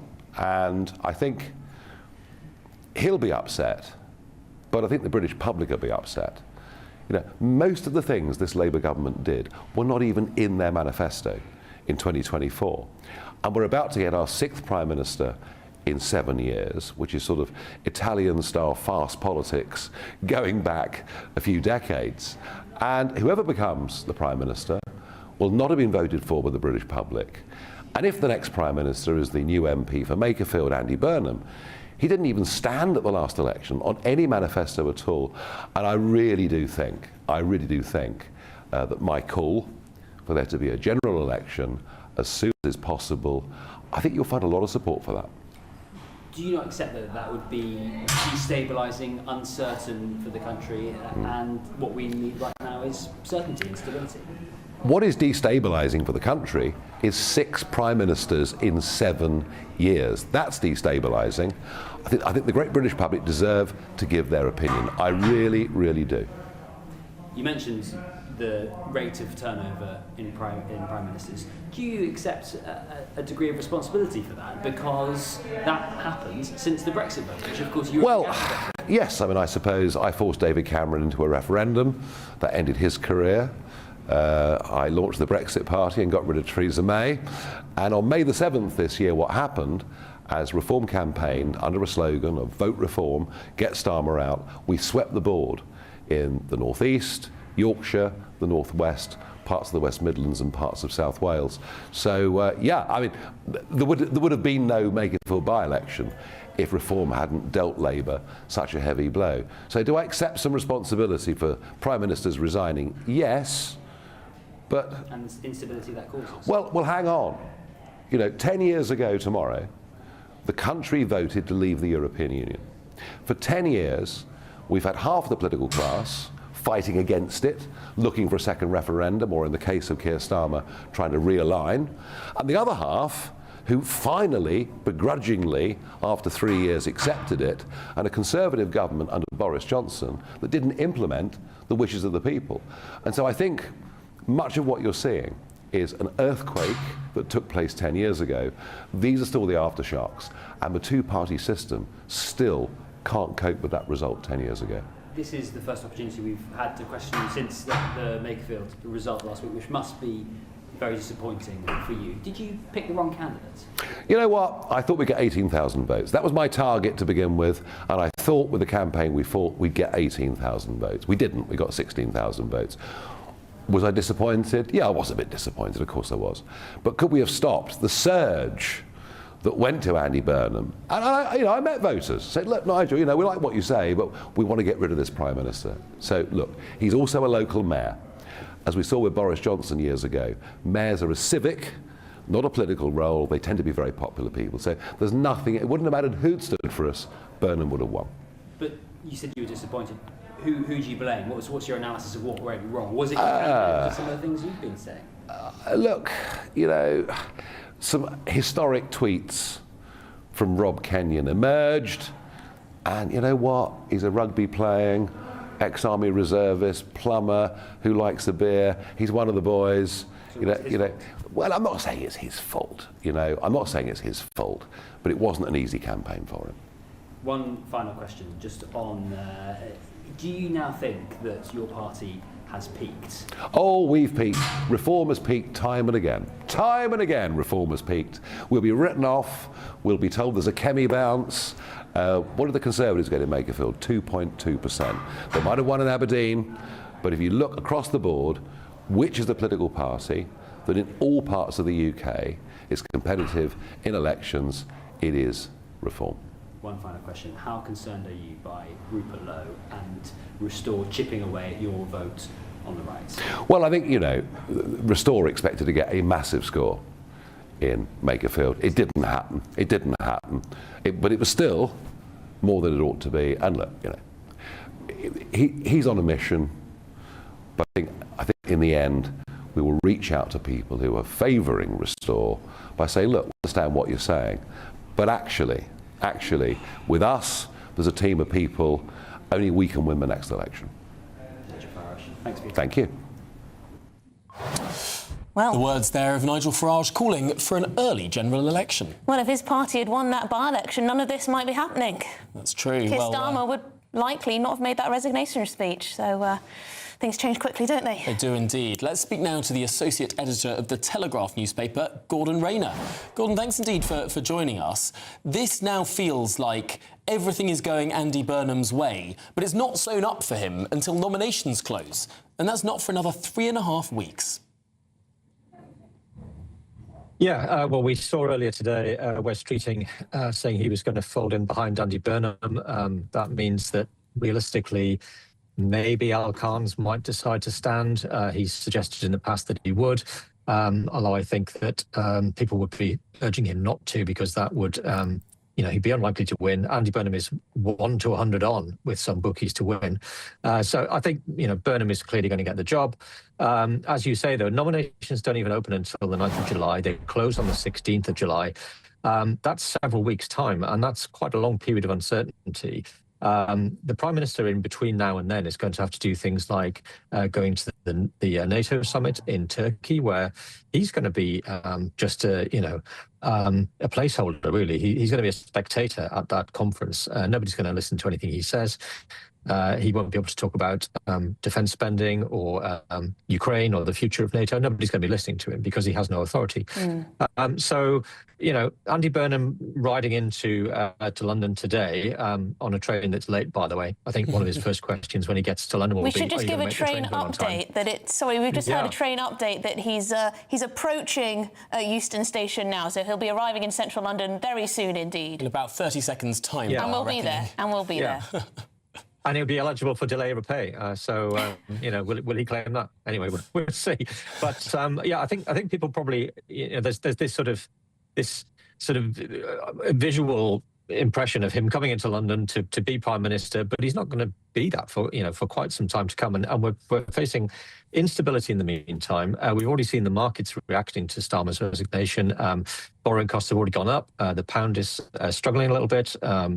Investors are saying, and fund managers are saying, that they're not going to invest in long-term government bonds until they know what's happening, until they know who's going to be Chancellor, most importantly. They're terrified of Ed Miliband possibly being Chancellor.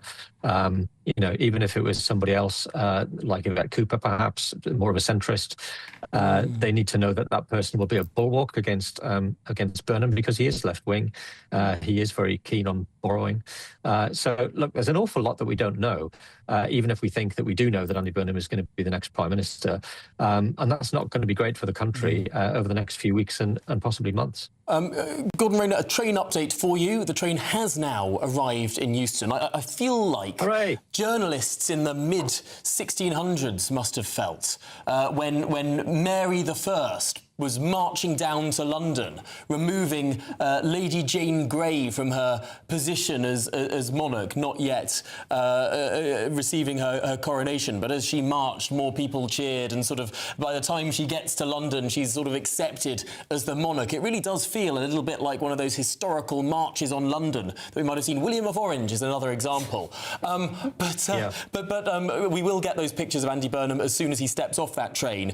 So apologies if we do interrupt you. Throwing flowers in front of him as he comes to Euston Station, Tom. I'm sure Sir Walter Raleigh will be there to wave his cape over any puddles that might... But anyway, we were talking about the Chancellor, because it does seem that there will be pressure now from the markets for Andy Burnham, if indeed he becomes Prime Minister, to select someone from the centre or centre-right of the Labour Party. You mentioned Yvette Cooper. Of course, people have been talking about Wes Streeting.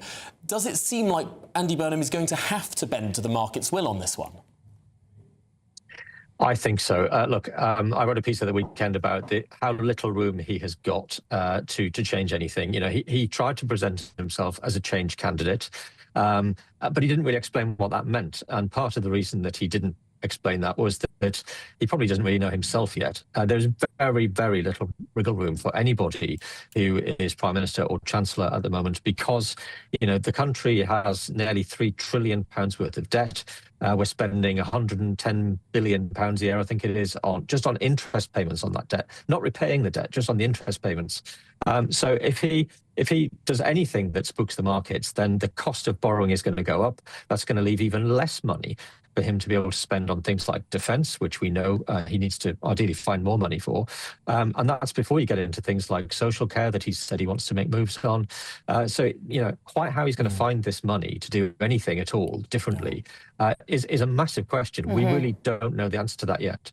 Absolutely. Gordon Rayner, thank you very much indeed for your time this afternoon. Associate Editor at the Telegraph newspaper. Well, let's take live pictures now of Euston Station, where people are getting off this train, I hear.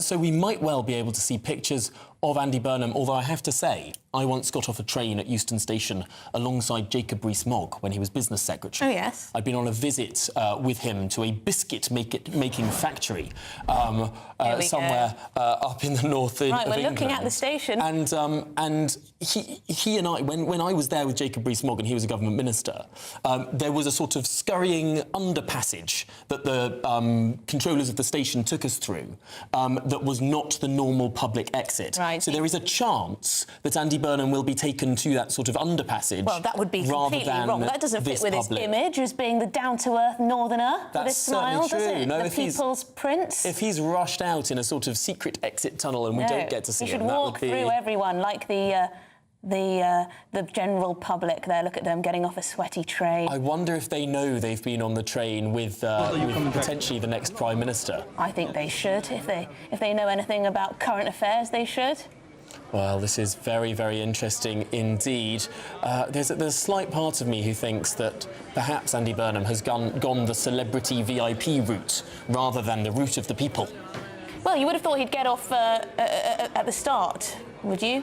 Well, if he's in first class, but we don't know which class he's travelling in, to be fair. Well, you know, he should be in the back of the bus. Buggy. Is he in the buggy? Be No, back he's of the not in the bus, like the general public.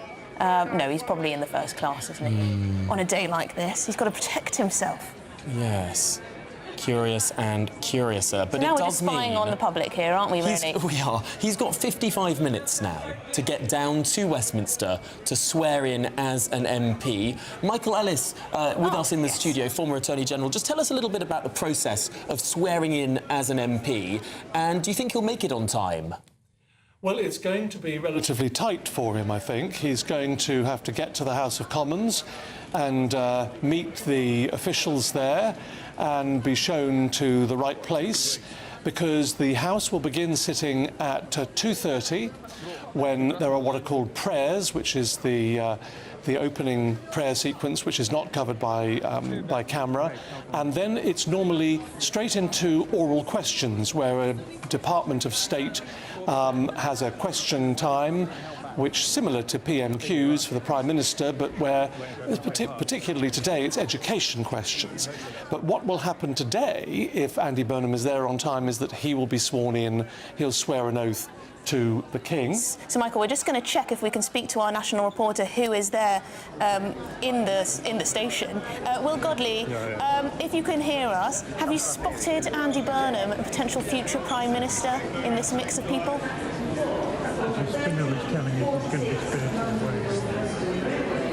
Saying what? No, I don't think we've got him. Sir Michael. Yeah, so what will happen, I think, is that he will... The process only takes a few seconds, and he'll have the right to swear or affirm an oath to the King, and then he will sign a book, which is the Book of MPs, and he will be given an email account and allocated an office by his whips. I am just being told that Lucy Powell, the Deputy Leader of the Labour Party, has just got off this train. So perhaps Andy Burnham and his entourage are waiting until everyone else has gone off to then step off last. Entirely possible we are about to see Andy Burnham, if Lucy Powell, a close ally of Andy Burnham, a neighbouring MP in Greater Manchester, and of course the Deputy Leader of the Labour Party, one of the only votes to the previous time that wanted to allow Andy Burnham to stand in the Gorton and Denton by-election, long before Makerfield. Well, she is now off the train. It does raise an interesting question, Tom, about security, of course, because Prime Ministers nowadays have very heavy security. At the moment, Andy Burnham isn't a sworn MP, never mind Prime Minister, and it would be presumptuous to assume anything, bearing in mind we've got 3.5 weeks, as your reporters have been saying, when anything could happen, although it does look like a coronation will occur.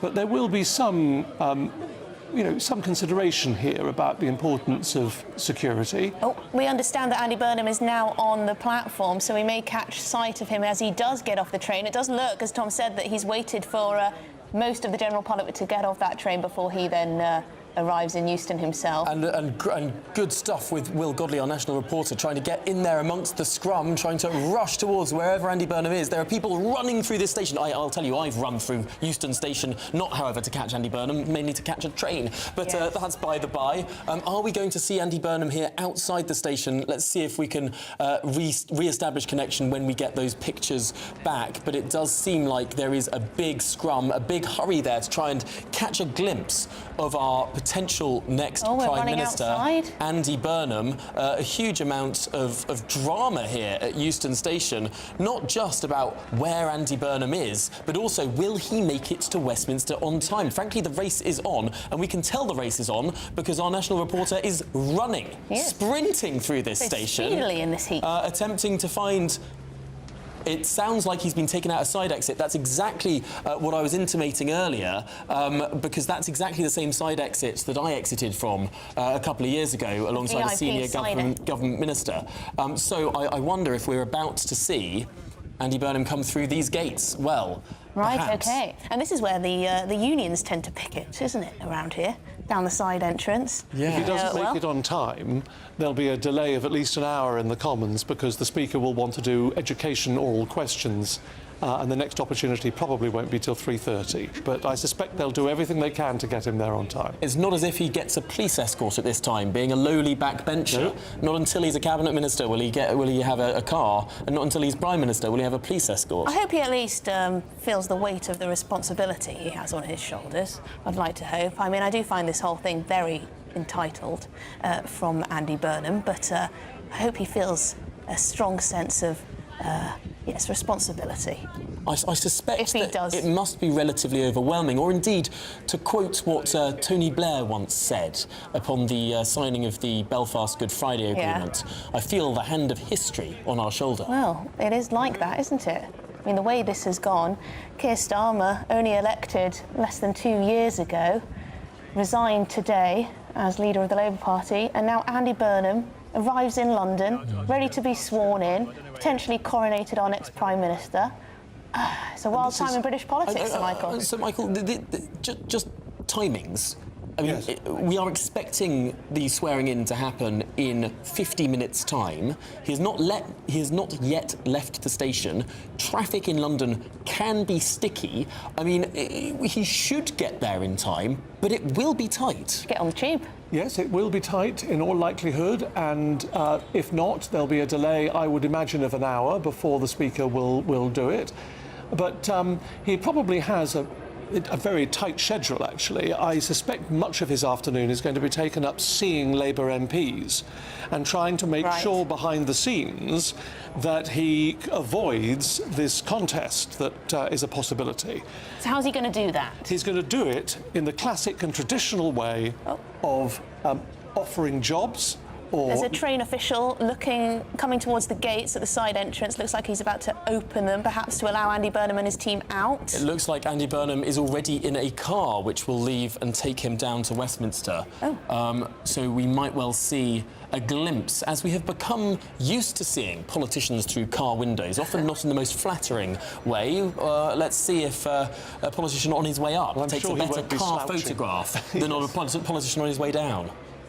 But yes, it does look like there is activity here, gates about to be opened, and then, frankly, Andy Burnham will have to battle it through the traffic of central London to make it to Parliament on time. I think the battle he's more likely to be worried about, Tom and Emily, actually will be the battle of a leadership contest, if that happens. You heard your previous guest talking about Al Khan's and the possibility of a contest there.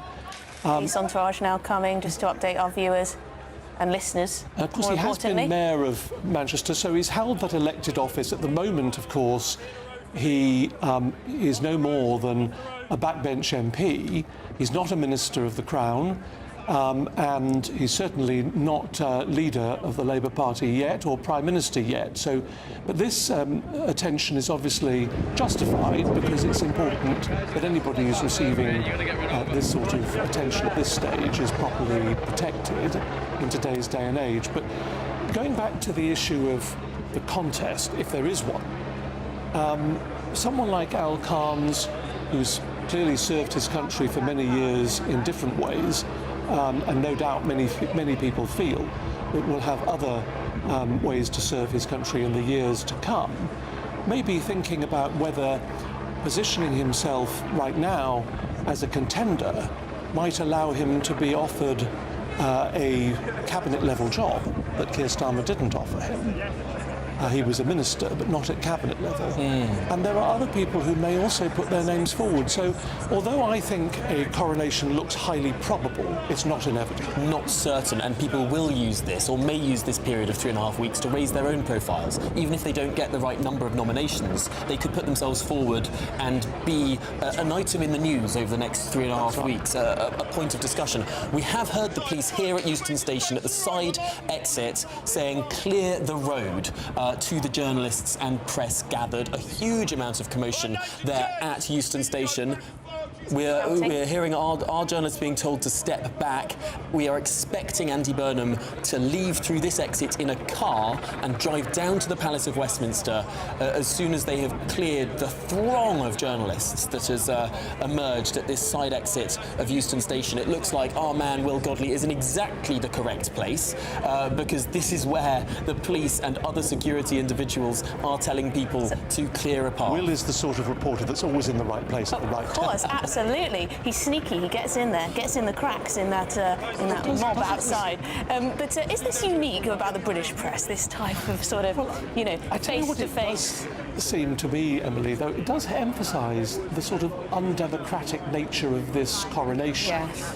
Because although, of course, we've had all these other changes of Prime Minister, this is an extreme example because a by-election has been engineered in order to get Andy Burnham into the House of Commons, only then for him to be handed the Prime Ministership of this country on a silver platter, in all probability. Crazy. There's something uniquely undemocratic about that, and I think, as Ian Duncan Smith was saying earlier, this sort of scene actually helps emphasise the most peculiar nature of the way this is being handed as if it was a birthright to an ancient aristocrat. There's been no... yes, he's won an election in the constituency of Makerfield, but there has been no democratic process yet that's given him this position. It looks like the press are being quite stubborn with where they're standing. They're being told to back off a little. Attempted to be kettled towards the side, but clearly everyone wants the best shot, and we clearly have one of those best shots. But ultimately, there is a sense that this will now be a bit of a race. Only 45 minutes that Andy Burnham has to make it in time for that swearing-in ceremony. Sometimes getting across central London can take more than 45 minutes. Oh, the gates are opening now. Let's look and see about... Let's see, the car might well be coming now. The gates have now opened. There is definitely movement here at Euston Station. Lots of men in high vis as well. Very, very important. It does seem that although Andy Burnham is not yet sworn in as a Member of Parliament, there is a huge amount of security and importance attached, of course, to his arrival here in It'll be an anti-climax if a mail van drives out, Tom, but I think we are going We've all been misled. Well, we're going to know first when he does, because we've got a fantastic shot there. You can see exactly what's going on. As you can see, lots of press there with the cameras held high, trying to get a snap of Andy Burnham. There he is in a London taxi. There we go. Oh, that is... let's have a look inside that car.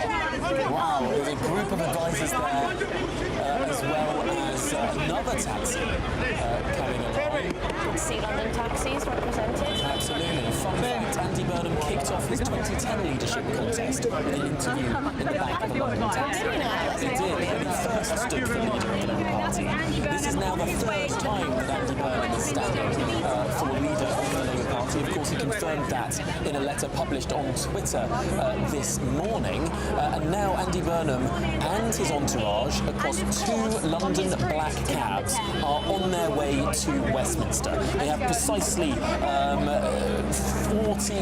43 minutes to get there in time for that originally scheduled swearing-in ceremony at 2:30. If they miss that ceremony, then there'll be another one an hour later. No, I don't wish to undermine the sense of drama you're creating. Yes. And expertly done. But they probably just delay it a little, right? If he's running a bit late. I think they'll delay it an hour if he's running late. Yeah. And by the way, I think... But he should get there on time if he wants to be the next Prime Minister of this country. I think he's going to be bought an extra 3 minutes, Tom. It'll probably be 2:33 to be precise. Because there are 2 other MPs. And there are also prayers. Yes. So I think that'll buy him maybe another 4 minutes. Now, traditionally, when an MP swears in, they are introduced by 2 of their friends or colleagues in the House of Commons, one on either side of them. That's right. It will be very interesting to see who Andy Burnham picks to be the 2 MPs who flank him as he is introduced to the House. That, indeed, will be very telling indeed, and I think we can read quite a lot into that. They'll be amongst his closest allies who are members of Parliament, whoever those 2 are. Likely Lucy Powell, I would imagine, someone who has been a staunch supporter of his for a very long time, also a Greater Manchester MP, and the Deputy Leader of the Labour Party. I'd be surprised if it wasn't Lucy Powell, yes. But who else? Well, I have no idea. That remains to be seen. Can we ask Christopher Hope, our political editor, because he is waiting for us in Downing Street, and I'm sure he's very excited indeed that Andy Burnham has now left Euston Station in a black taxi with another black taxi behind. You weren't stuck in that frenzy. You're at number 10. It appears a little calmer for the time being. Yes, but huge anticipation in Westminster. I was watching the footage there, brilliant footage by our colleague Will Godley, of course, at Euston Station. That camera work was very good. I remember vividly when George Osborne came down from Tatton by train, and the whole gaggle of reporters, I think I wasn't there that time, was at Euston. And there's a way out, you can leave from the platform away, get into a taxi and you're out the door straight away. It looks like that's what, in this case, Andy Burnham did. His life is changing. He's like a lottery winner. He's the person, he's the presumptive Prime Minister of the country. He's not even an MP yet. We've got to keep saying this. I'm not sure what Michael Ellis thinks of all this, but we've got a guy there arriving. He's not even an MP yet. He hasn't been sworn in yet as an MP. He's just stood down as the Greater Manchester Mayor on Friday. He won a by-election on Thursday. He'll be probably Prime Minister in 3.5 weeks.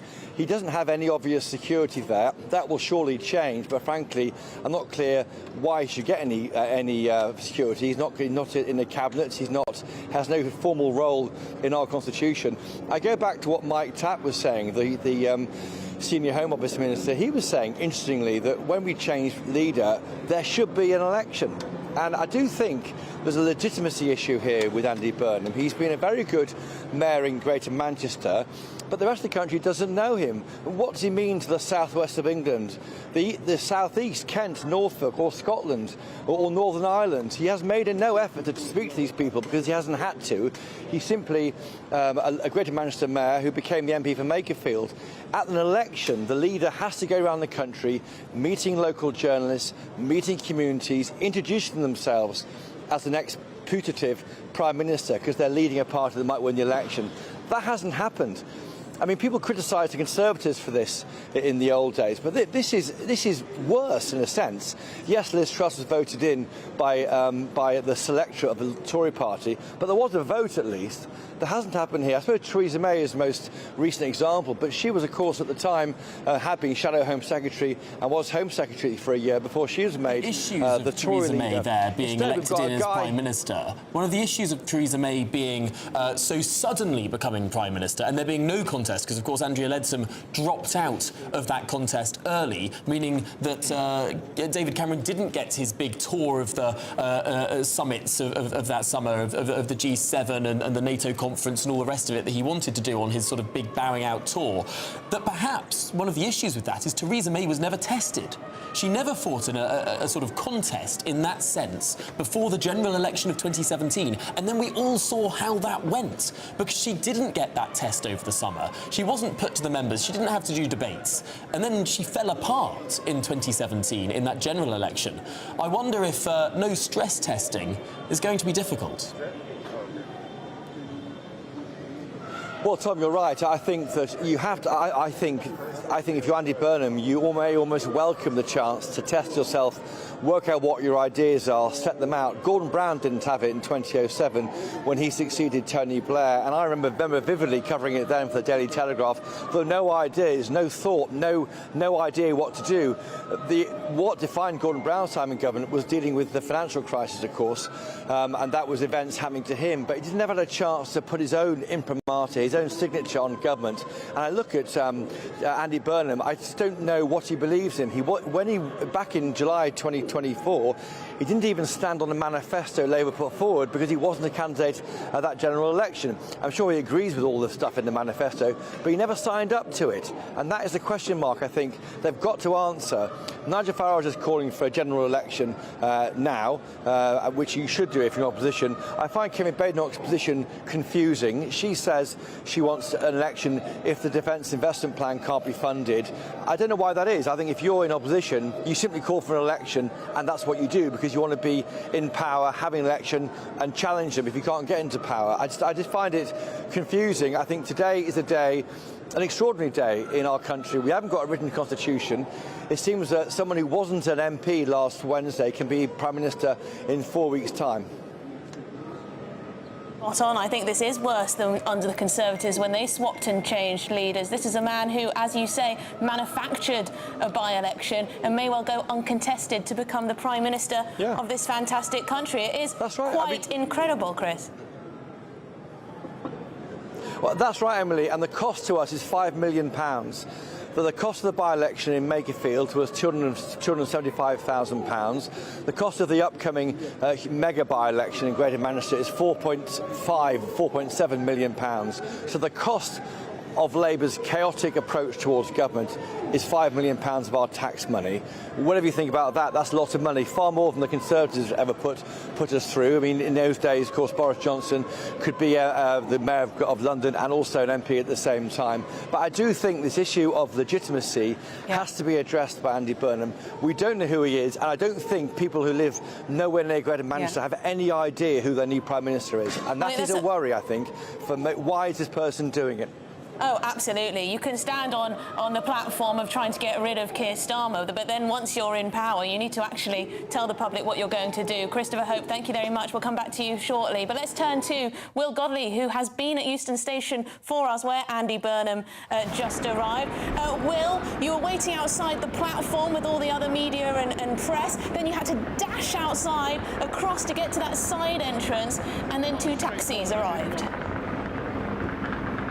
That's exactly right, Emily, Tom. Sorry if I'm sounding a little bit out of breath, looking a little bit sweaty, because it was a mad dash, maybe 20, 30 journalists and camera crews all running at once when they realised that Andy Burnham wasn't going to be making the way up out of the platform the way every other passenger was, but rather whisked down into the basement where he would enter 2 black cabs. Well, he was in one and his team in another.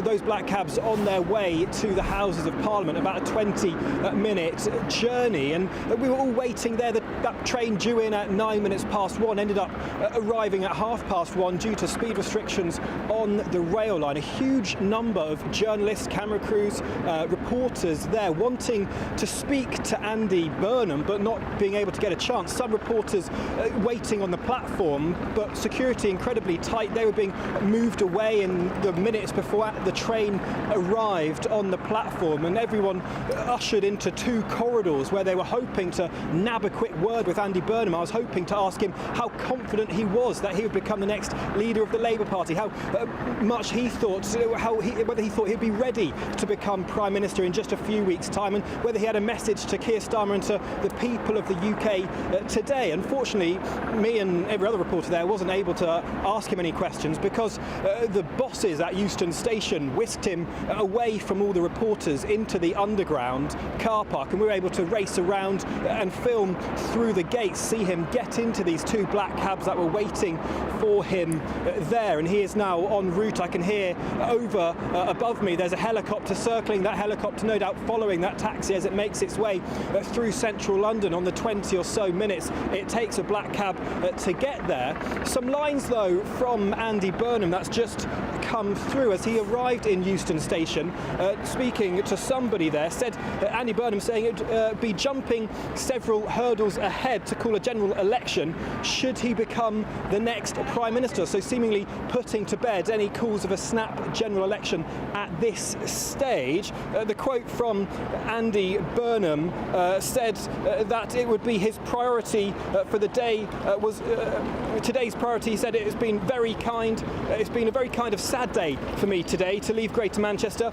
The people have been brilliant to me over the last few years. He said, I've loved every minute of the role. I hope I leave Manchester in a better place. So he's making those comments perhaps on the train. Perhaps there was a reporter who managed to get a quick word with him as he snuck out the back entrance here at Euston Station. Andy Burnham, the man who hopes to be Prime Minister in just 3.5 weeks' time, currently on his way to the Houses of Parliament, where he'll be officially sworn in as an MP this afternoon.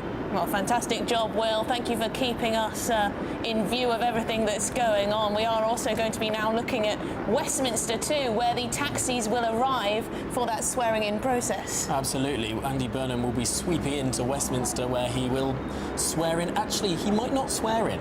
He might affirm in, and that is an interesting distinction. Sometimes people read into a lot about people's politics through that. Will you do the religious or irreligious version of the oath of office? He's a Catholic, isn't he? He's a Catholic, He is a practising. Catholic, yeah. So I presume he'll do it the religious fashion, but who knows? Who knows?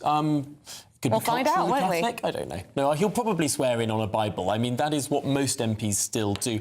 Sir Michael Ellis is still with us in the studio. Did you swear in on a Bible when you were an MP? I did, and I think most still do, although I seem to recall some reporting that quite a few of Keir Starmer's cabinet did affirm. But it has equal value, of course, in today's day and age. That's what Charles Bradlaugh in 1880 actually fought for. He was the last MP to be imprisoned in the Clock Tower because he wanted to affirm. They didn't allow it until the Oaths Act in 1888. It'd be interesting to see, but I think people will really be watching more closely Andy Burnham and who his supporters are and what he does next.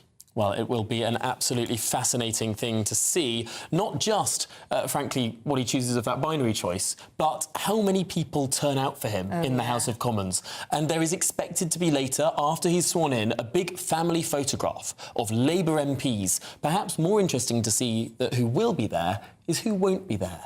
Who might not be wanting to be right behind Andy Burnham this afternoon in that family photograph outside the House of Commons? And could that be people who might be thinking of a leadership challenge? They, of course, have 3.5 weeks until those nominations close. Some people may well be weighing their options.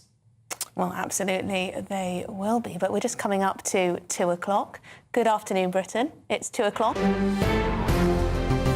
I'm guessing. Well, good afternoon, Britain. It's 2 o'clock on the 22nd of June. I'm Tom Harwood. And I'm Emily Carver. Well, Andy Burnham has touched down in London, Euston. Yes, he has, as he announces he will run for Prime Minister. So if Andy Burnham doesn't have any answers on national security, then we should have a general election now. The Conservative Party leader says a general election is essential if more money isn't put into defence. So do I accept some responsibility for Prime Ministers resigning? Yes.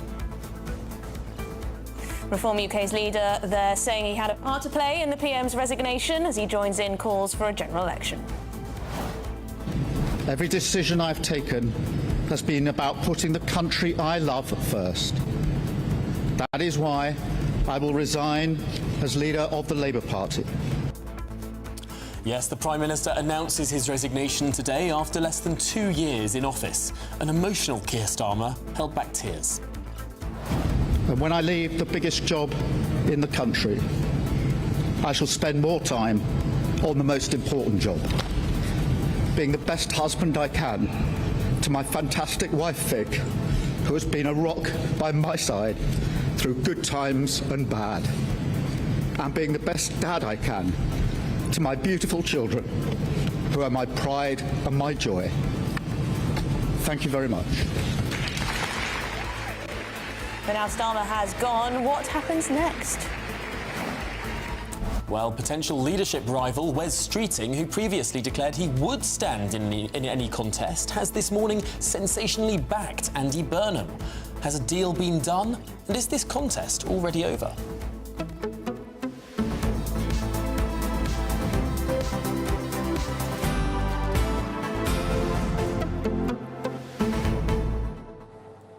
Well, there you go. Joining us now from Downing Street, our political editor, Christopher Hope, with the latest. Christopher, all eyes on Andy Burnham as he travels across London to the Houses of Parliament.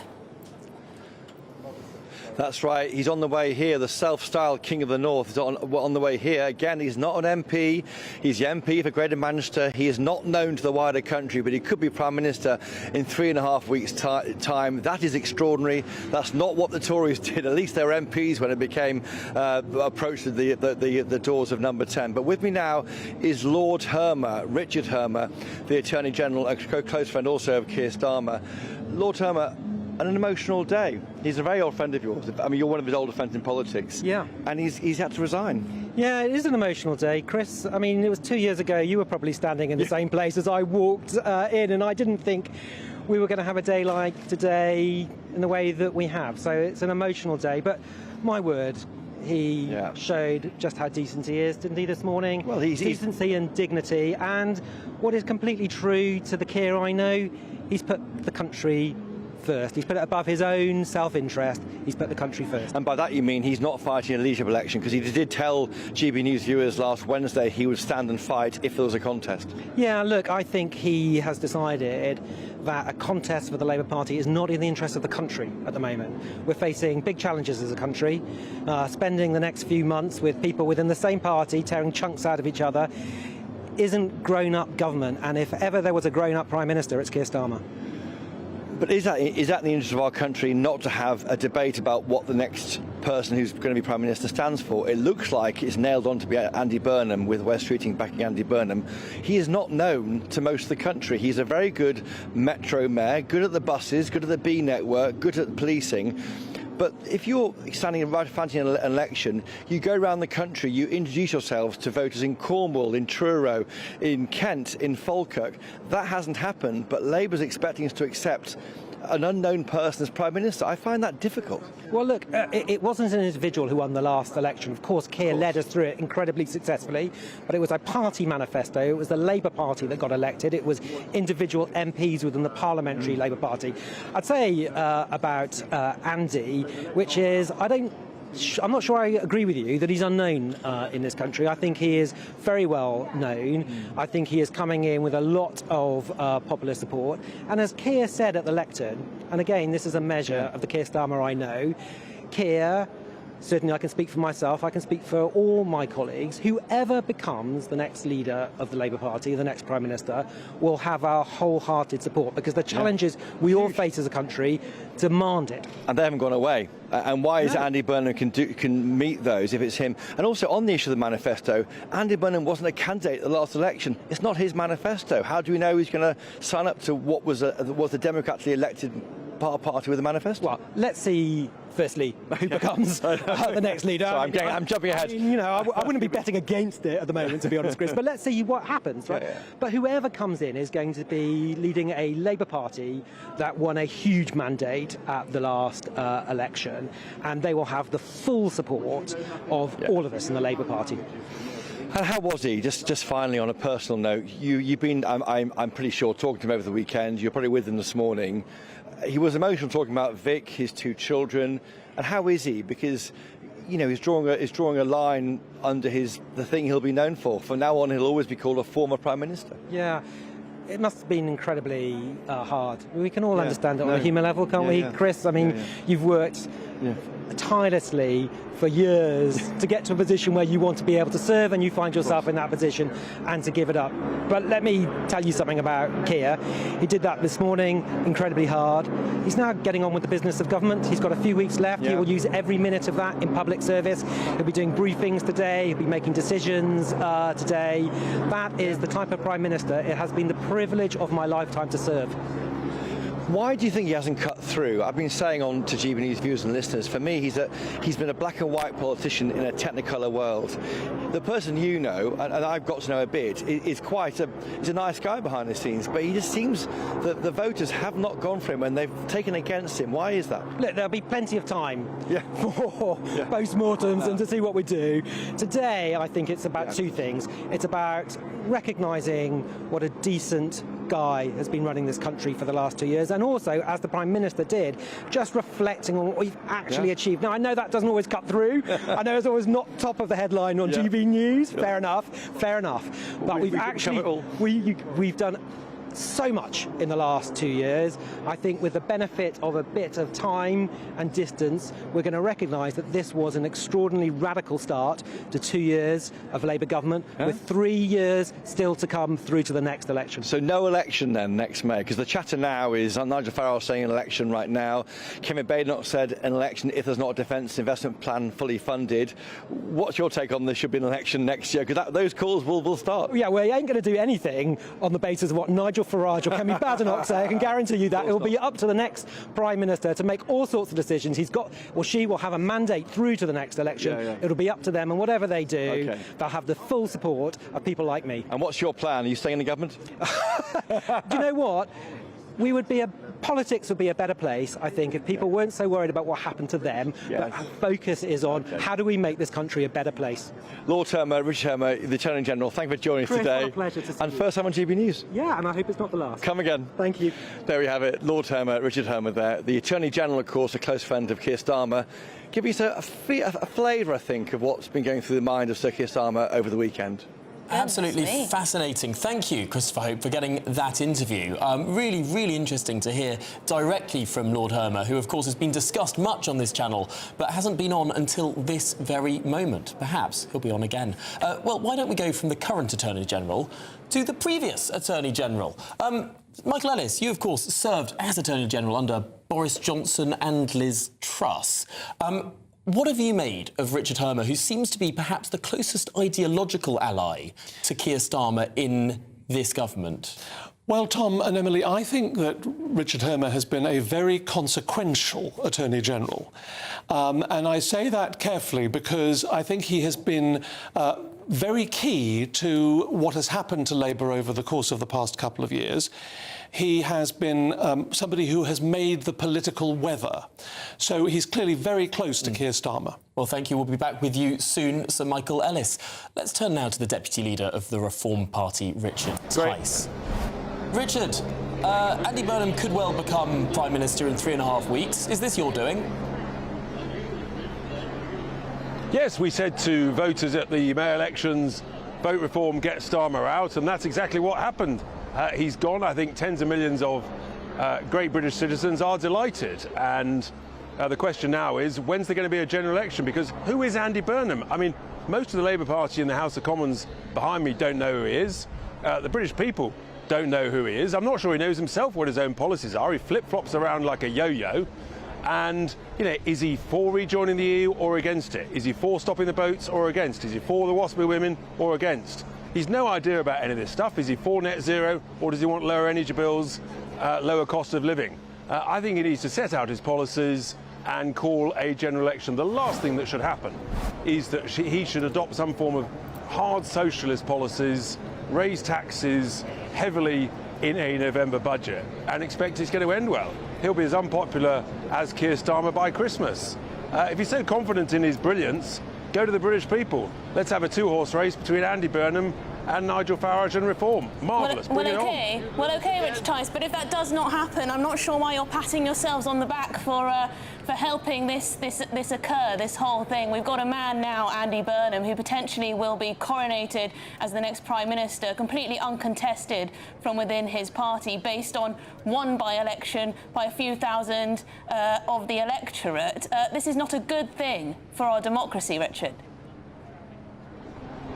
No, it's not. That's why we're saying if you've got no mandate like that... I mean, if Andy Burnham believes in his own integrity, principles and consistency, given that 4 years ago he was tweeting out vigorously, general election now when the Tories were in leadership chaos, maybe he should do what he said others should do. Stick to his word, call a general election, because that's what he was calling for 4 years ago. So, Mr Burnham, please be consistent, show the British people you stand by your word, and let's have a general election.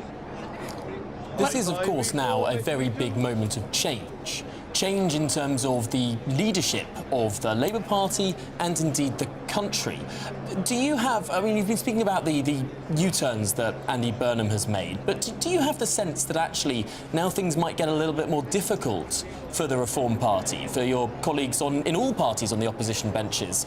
Because, say what you want about Andy Burnham, he does seem to have perhaps a bit of communication ability that Keir Starmer always lacked.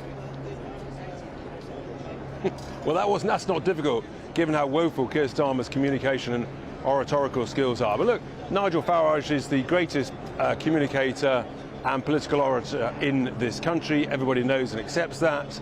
And we're not afraid of competition. We're not afraid of an election. Our view is bring it on. Britain's broken and only Reform can fix it. I'm not sure why you're so confident, considering Andy Burnham just beat Reform in Makerfield by a large margin. 5 billion. Because lots of Reform voters, in order to guarantee to get Starmer out, they told us they were voting Burnham because they'd voted Reform on May the 7th. vote reform, get Starmer out, an opportunity comes to guarantee to get Starmer out, and of course, lots of people have gone for it. I mean, if you think about it, for example, Rob Kenyon, he got more votes in that by-election than I got when I won my seat in the general election. So actually, you know, the country still wants reform. That's why we're leading in all the national polls. And sure, Burnham will get a bounce from the disappearing Green Party. They've sort of slipped into a submarine somewhere. And if he's so confident of his position, we're confident of ours. Yeah. Bring it on. Let's have a competition. But let's Richard, have a contest. I know you've got to go, so I'll ask this very quickly and finally. You say that Rob Kenyon got more votes than you did in your Hartlepool, no, not Hartlepool, Boston and Skegness seat in the general election. Is that not the issue that Reform now faces? Because you are now the #1 party in the polls, there's so much more focus on Reform now than there was in 2024, that you risk a progressive majority, sort of other parties perhaps holding their noses and voting Labour, or in some seats Plaid Cymru, or maybe SNP or Lib Dem, or whoever faces you, Green maybe even in some peculiar areas. Could that not be an issue now? Because the Reform Party has become more popular, opposition parties are likely to sort of gang up to try and stop you. Of course. Yeah, look, when you're leading, there's more scrutiny and there's more people challenged. That's fine. We're doing great. Of course, we want to do ever more. We'll have a great manifesto of policies for an election. We're not afraid of competition. Bring it on. That's our view. All right, Richard Tice, thank you very much indeed. Reform UK's Deputy Leader there, Richard Tice. Let us know your thoughts. And, of course, the ever-present Steve Bray in the background of that shot, shouting so annoying. as he did. Why don't we speak to the former Attorney-General, Sir Michael Ellis, again. Thank you indeed for still being with us here in the studio. Let's start with Steve Bray, a name that everyone in Westminster knows. People at home might not know him. They might know him more as Stop Brexit Man, stands with his hat outside many thing, shouting at many politicians. But today, playing very, very loud music that rather disturbed Sir Keir Starmer's resignation statement.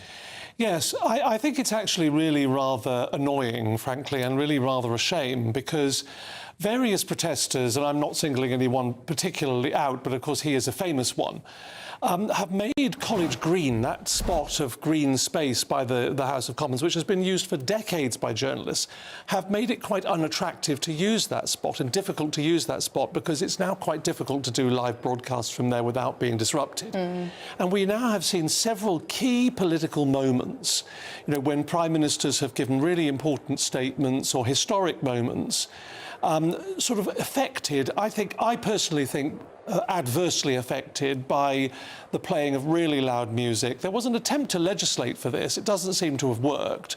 And we are allowing, if you like, I think it's symptomatic of a dysfunction in our state, because we're allowing a handful of protesters to disrupt a major political events for a lot of people. Sir Keir Starmer said not too long ago that this song, Ode to Joy, which was blared out, best sums up the Labour Party. It's his favourite song. You know, you should be welcoming it. Well, he probably liked it. I mean, some of the music is actually quite catchy that has been played occasionally. You know, one finds oneself singing along to it. But it is very disruptive to people working in the. I mean, there are actually people working in offices there, and having the same tune played, you know, which often happens on a Wednesday before Prime Minister's questions. Yes. Just at maximum volume 100 times. Very annoying. It's really annoying. Can we come back to Lord Hermer, though, because I think because we had to leap across to Richard Tice there outside Parliament, because Lord Hermer there saying, oh, you know, Sir Keir Starmer, noble man, very nice chap, all of this sort of stuff, you know, cares about the country greatly. They're best mates. But Lord Hermer is very much a symbol of what went wrong with Sir Keir Starmer, this sort of legalistic, human rights, international law obsessed type of person. They're two cheeks of the same, you know. I think many people would agree with you on that, and I think one of the things, it's actually, there is an irony to Sir Keir Starmer there getting quite emotional in his departure announcement, because one of the things that people say about Keir Starmer is that he has lacked emotion, he has lacked an ability to link with the general public, and one of the reasons is, as you articulate, is the fact that he is seen as an Islington lawyer, and it doesn't surprise many that Lord Hermer is obviously an extremely good lawyer, but very much of that Keir Starmer ilk. They are very close friends, as you could tell from that exclusive interview there with Chris Hope. But what I think has been certainly the case is that he's been both a consequential Attorney General and a controversial one. Of course, Chagos and even the use of British bases. It's reputed that the refusal to allow the United States to use British bases like that in Cyprus and the British Indian Ocean Territory. And unpicking the Legacy Act for service in Northern Ireland. Terrible, exactly, and on matters to do with the International Criminal Court and things of that sort. There's no doubt that Richard Hermer has been a leader of the Starmer premiership, and so he has been very controversial. So should we be listening to him when he talks about the future of the Labour Party? I think we should certainly be listening to him when he talks about Keir Starmer, because very few people will know Keir Starmer better than Richard Hermer. But what role, if any, Richard Hermer has in the future of the Labour Party very much remains to be seen. Yes, I'm not sure how much he has in common with Andy Burnham. No, he's one to watch for any reshuffle, I think, and he may wish to return to the practice of, his legal practice. Well, certainly a very lucrative one. We are currently looking just outside the Palace of Westminster, because we are expecting Andy Burnham to turn up here, where our camera has perched at St Stephen's entrance to the palace, which is unusual, because I would have thought he would sweep into Carriage Gates, but St Stephen's could well be where he walks in and we spot him there. But in the meantime, let's speak to the journalist and commentator Michael Crick. Yes. Because, Michael, today is the 22nd of June 2026. And by a remarkable coincidence, on the 22nd of June 2024, 2 years ago to the day, you tweeted this. In 2 to 3 years' time, when Starmer and his government are no doubt deeply unpopular, I hope we in the media will ask ourselves, why were we so supine during the long 2024 election? Where did you get your crystal ball from? Well, history, partly. But I suppose the point I was making is I felt that at that time, in the run-up to 2024, that the media tends to go soft if they think that somebody's about to take power. I mean, it's an appalling thing to say, but I think it's true. Political journalists especially, and I'm a political journalist, but I'm not part of the main pack. And I think we're seeing the same now with Burnham. And I think that what really, really worries me about this so-called coronation of Burnham is how little scrutiny there has been and is likely to be. I mean, he did a few interviews in the Makerfield by-election. I did some of them appallingly, actually, particularly his Newsnight interview where he couldn't say what the fiscal rules are. But how much scrutiny is Burnham going to have between now and becoming Prime Minister if there are no other contenders? There will be no hustings system. He won't be going around the regions. He won't be going around the trade unions and ask questions and so on, and the cut and thrust of opponents. And I've advocated today that before he becomes Prime Minister, he should volunteer for a session with the House of Commons Liaison Committee with all the select committee chairs, just so we can know more about what he stands for. And equally, I think he should do a series of really long and detailed press conferences in the way that Tony Blair used to do at the beginning of his premiership. I'm talking about press conferences of an hour and a half, where every journalist gets a question in, because we really don't know what Burnham stands for. He didn't make things any clearer in Makerfield. In some ways, he muddied the water a lot more. And the area I'm really worried about is the area where Starmer was strongest in his premiership, which is foreign policy and defence, and our relationships with America, Europe, and so on. Obviously, the Middle East war and the Iran war, and we know very little about. The Defence Secretary didn't think that was his strongest issue, did he? Sorry, his Defence Secretary didn't agree with you on that one. True. But we're mainly talking about Burnham here, but and I think that we need to know more about Burnham on this, and I think the real danger is that it's Starmer Mark II, in that Starmer put all his effort into winning the election and won it handsomely, at least in terms of seats, but the Starmer regime put very little effort or thought into what they were going to do when they came to power, and as a result made all sorts of terrible mistakes. And my fear is that Burnham, in coming to power even more swiftly, will make even bigger mistakes. And remember, in Burnham, hasn't been in the House of Commons for 10 years. He knows hardly any of the Labour MPs, let alone the opposition MPs. There's been a huge turnover of MPs in that time. Every previous Prime Minister that's come to power outside of a general election has either been Chancellor of the Exchequer or Foreign Secretary, or in Theresa May's case, Home Secretary. Doing those jobs, you do get to meet your international other leaders, your counterparts and so on. Burnham's done none of that. I think actually although he's got a long CV in politics, it's not the greatest of CVs for becoming Prime Minister. And I think there are big problems here.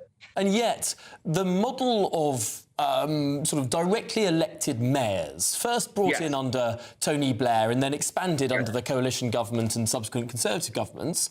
Although it was initially Michael Heseltine's idea from the wilderness years. Interesting. These seem to be very, very popular. With their local populaces. And I remember reading that Tony Blair was looking to the French model of local mayors and just how many of them ended up becoming French Prime Minister. It seemed for a while that almost every single Prime Minister in France was once a local mayor. And these do seem to be the new springboard. Not only that, Tom, in France, they were allowed to carry on being the local mayor of Lille or wherever while they were French Prime Minister. I'm not advocating that at all, but it does give a springboard. It's a new entry into politics, a bit like, you know, the governors as being the alternative to Congress as a way to become US president. But the trouble is, if you're mayor of London or mayor of Manchester, it's mainly sort of, you know, going around cheering people up, meeting everybody, experimenting with ideas. The budgets are not that high. And certainly in Manchester, you don't really have any opposition. I mean, he has the combined Manchester Authority, which are the leaders of the other 9 boroughs in Manchester. But they're mostly Labour. They're mostly friends. And even the ones that aren't Labour are pretty friendly. It's not like being a prime minister in Parliament who has to answer prime minister's questions every week and face the leader of the opposition. Now, Burnham will have done that in the past when he was health secretary, you know, more than 15 years ago. But it's easy to be a successful mayor of London or mayor of Manchester or mayor of anywhere else, and you get a lot of opportunities to try out new policies and so on, and that will feed into Burnham's premiership. But you don't experience the level of opposition that you get as Prime Minister. And you in get Burnham's to spend a lot of money, don't you, Michael? I mean, to your first point about how when Keir Starmer was on his way to becoming Prime Minister, there wasn't enough media scrutiny. I think it's summed up by what former presenter at Sky had to say, former journalist at Sky, saying, I expected more from him. Starmer resigns, I expected more from him. Why does she expect more from him? You know, where does that come from? As you say, there wasn't a lot of scrutiny. There was practically a love-in, let's put it frankly. I suppose the reason people expected more from Starmer is that he had had a very important role in a job in government, Director of Public Prosecutions. And actually, the DPP gets to go to the weekly meeting of the permanent secretaries of all the departments. In other words, the top civil servant in each department. But a friend of mine who attended that says that Starmer never said anything. And one of the things about Starmer is how apolitical he is, really. I mean, OK, he co-edited a neo-Marxist magazine at university. He was a member of the Labour Party Young Socialists in East Surrey when he was a schoolboy. But he spent most of his adult life outside politics. And he is not an instinctive politician. A lot of journalists are instinctive politicians in that they understand how other people will respond and react, even without talking to them. They understand what the public will tolerate and what they won't tolerate. And this is really interesting, Michael, because as we hear now that Andy Burnham has now arrived at Parliament, we'll get pictures as soon as we have them. Has he got a tie on? Well, I'll tell you as soon as I know, Michael. But Andy Burnham is the consummate politician. He went straight from university to being a special advisor. He was elected as a member of Parliament in 2001. He was then straight onto the sort of ministerial payroll. He was in the cabinet by the end of the decade. He was then Shadow Health Secretary for 5 years, stood for leadership of the Labour Party, lost, became Mayor of Manchester, was there for 9 years, and is now about to become Prime Minister if everything goes his way. I mean, it's interesting that the public often say, we hate politicians. We hate people who've done nothing outside of politics in their lives. We really dislike people who live and breathe politics. And yet, sometimes the people that live and breathe politics are the best at navigating the political system, become the most popular. They're instinctive politicians in the way that they understand how their colleagues are thinking without talking to them. They understand how the public thinks without talking. I mean, Nigel Farage is exactly the same. He's an instinctive politician, and you need instinctive politicians are much more likely to be successful because they will know, they will see immediately what they can get away with, what the public will take, what they won't take. Whereas the uninstinctive politicians will do things and then be surprised when they turn out to be deeply unpopular with their backbenches or with the electorate. And yet Nigel Farage would deny that he's a politician in any way, shape or form. He'd say that he worked in the city, he was a metals trader, he only went into politics as a calling for one big cause in his life. Well, you could argue that. I reckon he's an instinctive politician because he was used to working with middle class, upper middle class people when he was at Dulwich College, and in the city, it's a classless place. You have all classes in the city, and I think that was. But I think Farage too is instinctive. It's almost something you're born with. But we could argue, and I think Tom, you're a very instinctive. Well, you dabbled with student politics, didn't you? But I think that in your way of thinking. And also instinctive politicians also tend to be obsessive politicians in that they read everything, they know what's going on, they know the latest gossip. And yes, and Keir Starmer didn't show too much curiosity, did he? No, and that was one of the reasons, uncurious. one of his major flaws. And that's where he ultimately became a cropper. He wasn't curious enough about the whole Peter Mandelson, and he wasn't curious enough about the vetting and so on.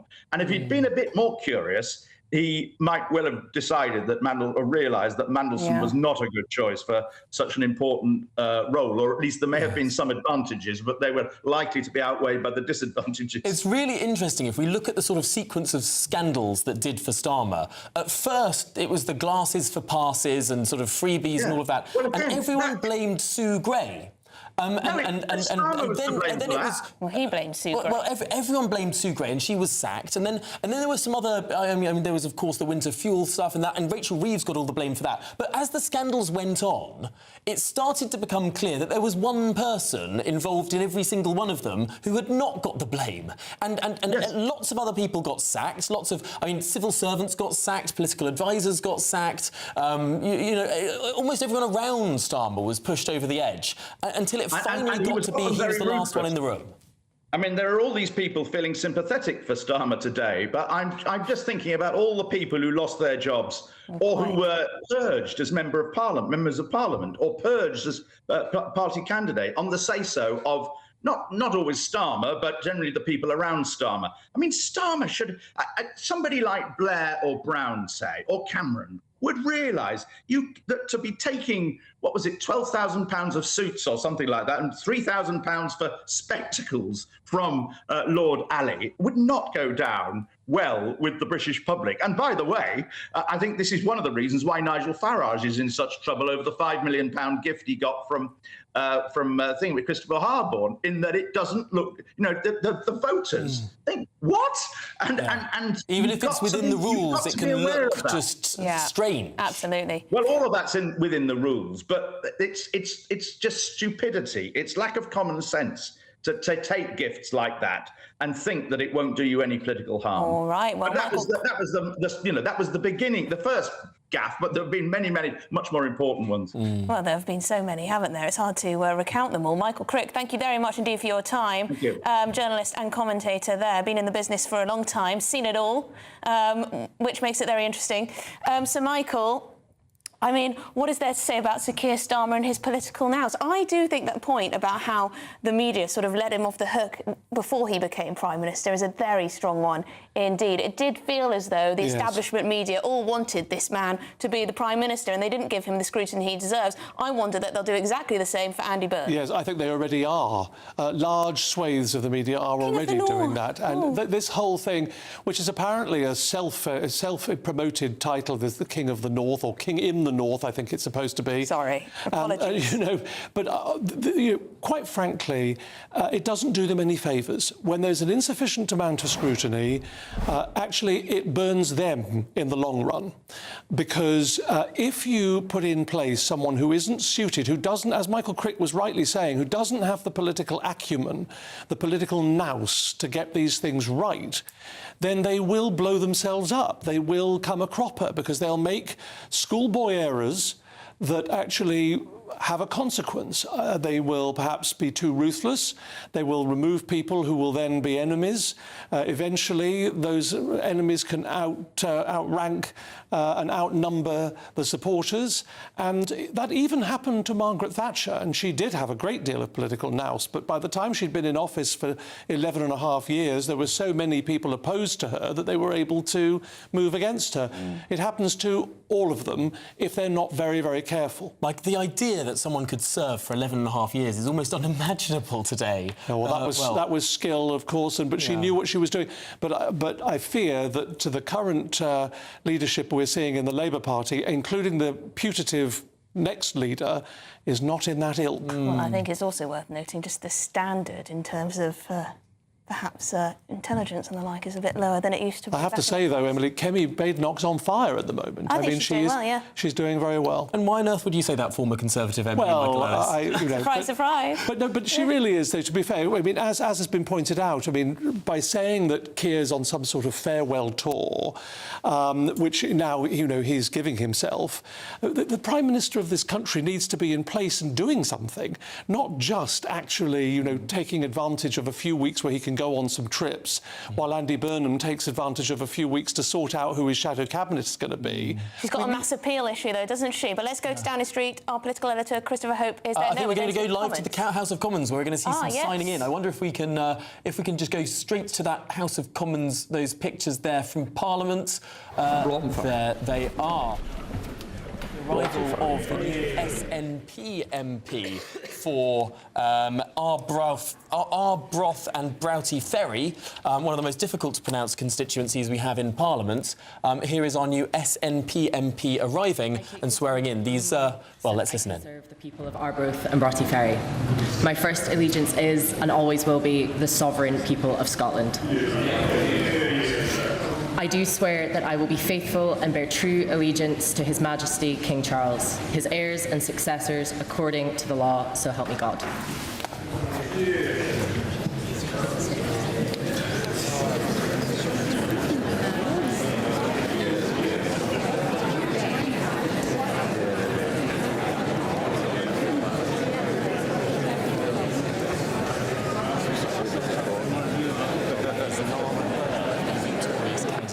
For Arbroath and Broughty Ferry, swearing in as a Member of Parliament. Interesting political statement she made before her oath to the King, which is her first allegiance is to the sovereign people of Scotland. Yes. Well, of course, it's an anti-monarchist thing to say because, of course, they have to swear the oath to the King, and it's a way that they adhere to their anti-monarchy credentials.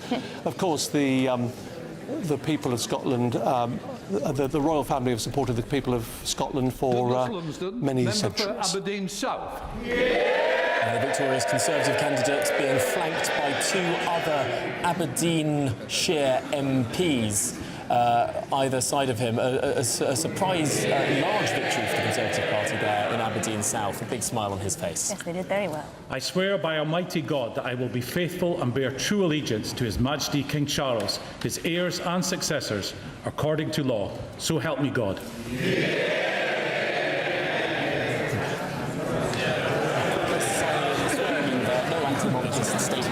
Interestingly, he's flanked by Andrew Bowie and Harriet Cross, two MPs who've been some of the most vocal in favour of oil and gas in the House of Commons, the issue that no doubt won him his seat. Yes, it was all about oil and gas, wasn't it? That particular by-election. There he is, throwing himself in. Well, there we go. Douglas Lumsden, the newest member of the Conservative Party in Parliament. We did see over his shoulder... And that must mean there's one man to go. Absolutely. And Andy Burnham there was standing at the back of the House of Commons. He did make it on time, and he is wearing a tie. So he's put one on since he arrived at Euston Station, where he was not wearing a tie. So he should. Mr. Speaker wouldn't have given him a choice, I don't think. No, you have to wear a tie if you're a man in the House of Commons. Even if you're a member of the press in the press gallery, you have to wear a tie. Did Jeremy Corbyn always wear one in the Commons? Bercow relaxed the rule at one point, although then it was tightened up again. You can sometimes get away with not wearing a tie, but you won't be called. We now come to Andy Burnham, member for Makerfield.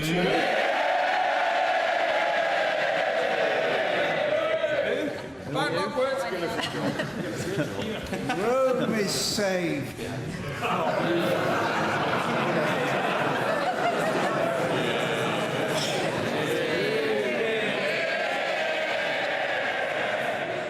I swear by Almighty God that I will be faithful and bear true allegiance to His Majesty King Charles, his heirs and successors, according to law. So help me God.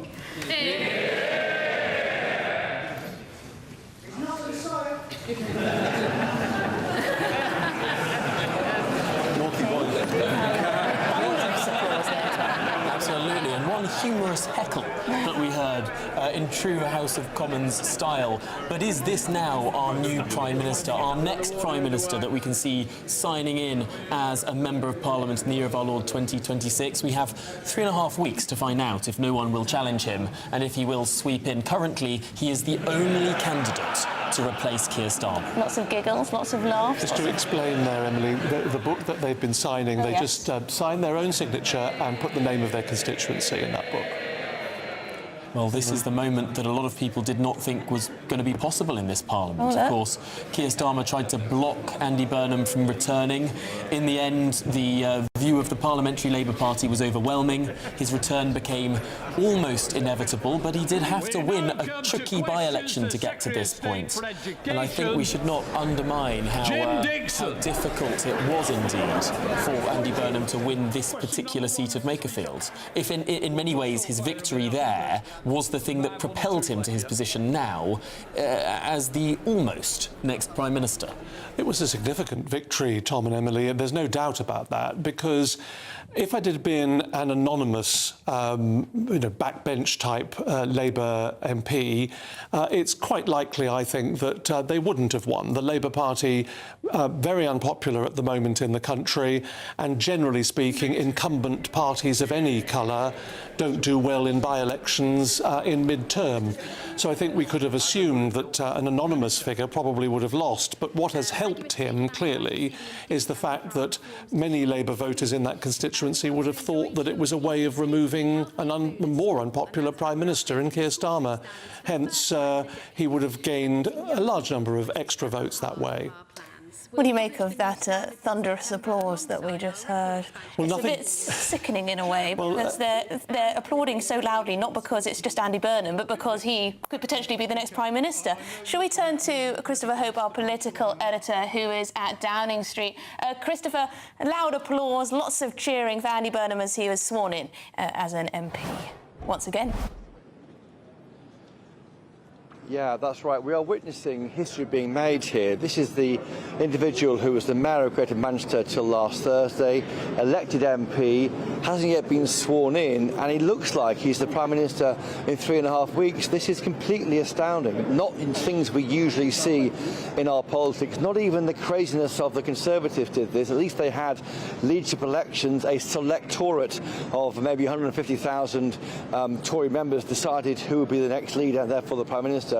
We haven't yet seen that, and it may well be we don't get this leadership contest. Of course, there is a period when there can be a challenge, but we can't see where that's coming from. Already Andy Burnham has been challenged about why we as a country should accept him without a general election.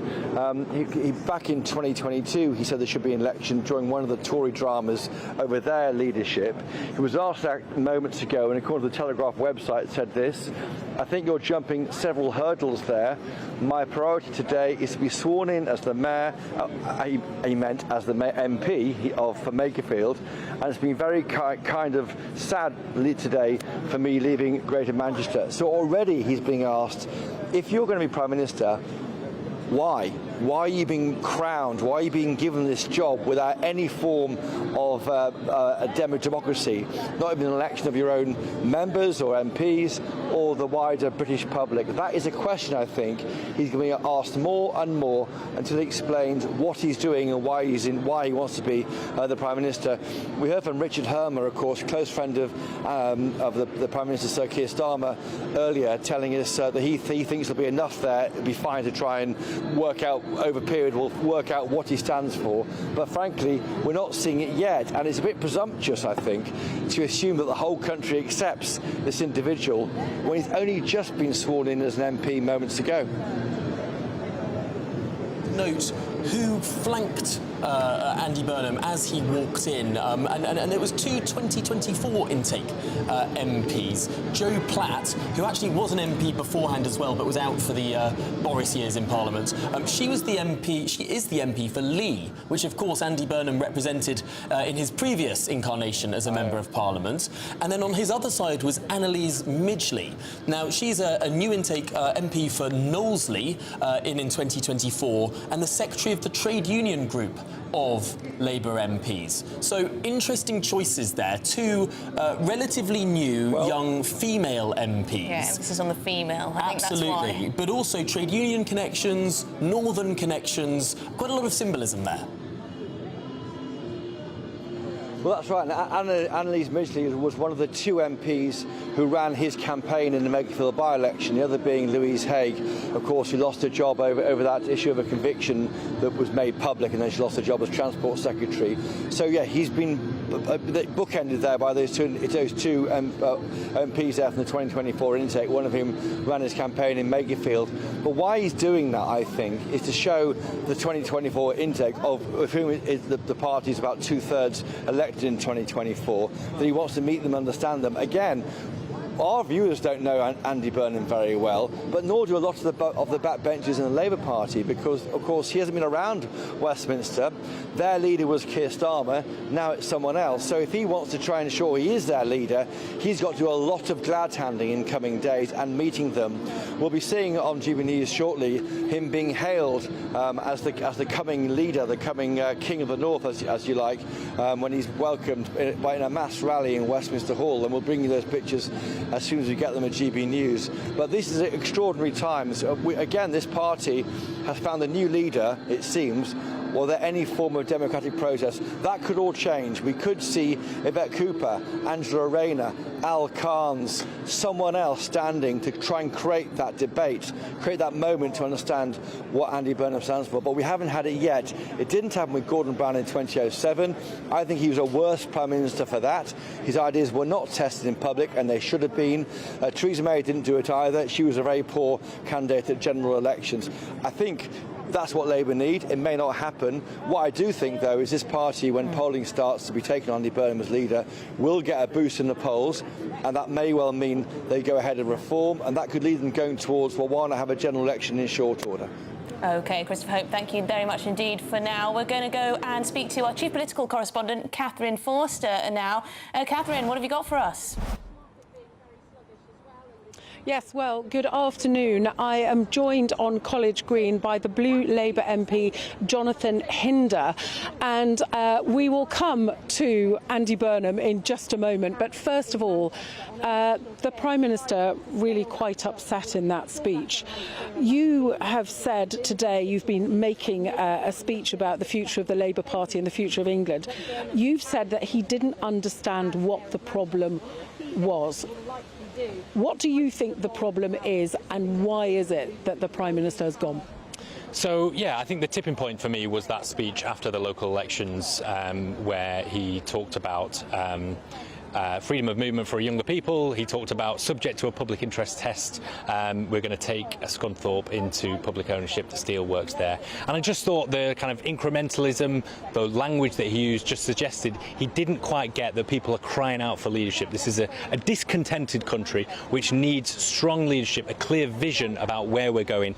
I didn't think he was the right person now to deliver that. I'm cautiously optimistic that in Andy Burnham we've got someone who does appreciate that and could chart a new course. Andy Burnham talks a lot about taking the Labour Party back to its roots, representing the working classes. What do you want to see from him, and do you feel that he can deliver? Because you're in a very deep hole at the moment, the Labour Party, aren't you?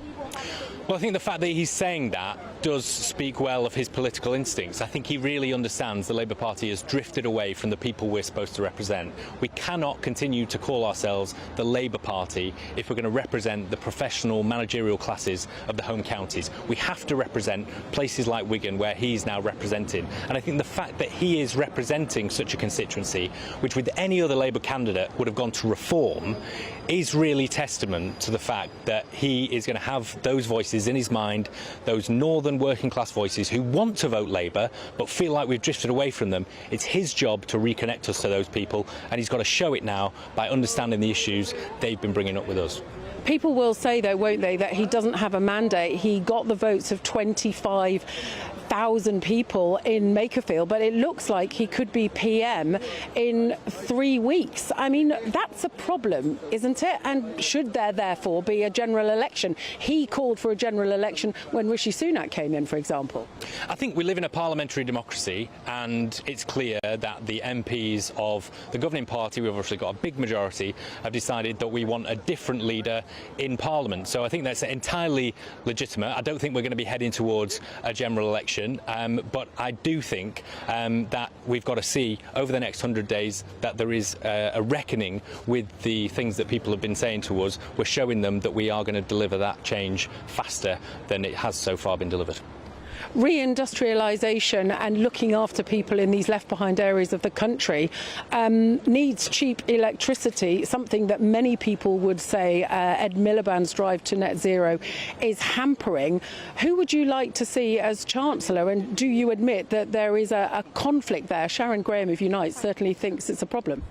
Of course there's a tension there. I'm really pleased to hear him talk about reindustrialising our economy, because for too long we've been importing many of our basic needs, and we need sovereign capability. We need to actually stand on our own 2 feet and actually have meaningful work in constituencies like Wigan, in constituencies like Pendle in Lancashire, where I represent, creating those good working class jobs, unionised jobs. So absolutely, we've got to be pragmatic about the energy transition, not making targets, plucking them out of the air and then trying to meet them, which harms our industry. So I think he understands that. We've got to see the results now.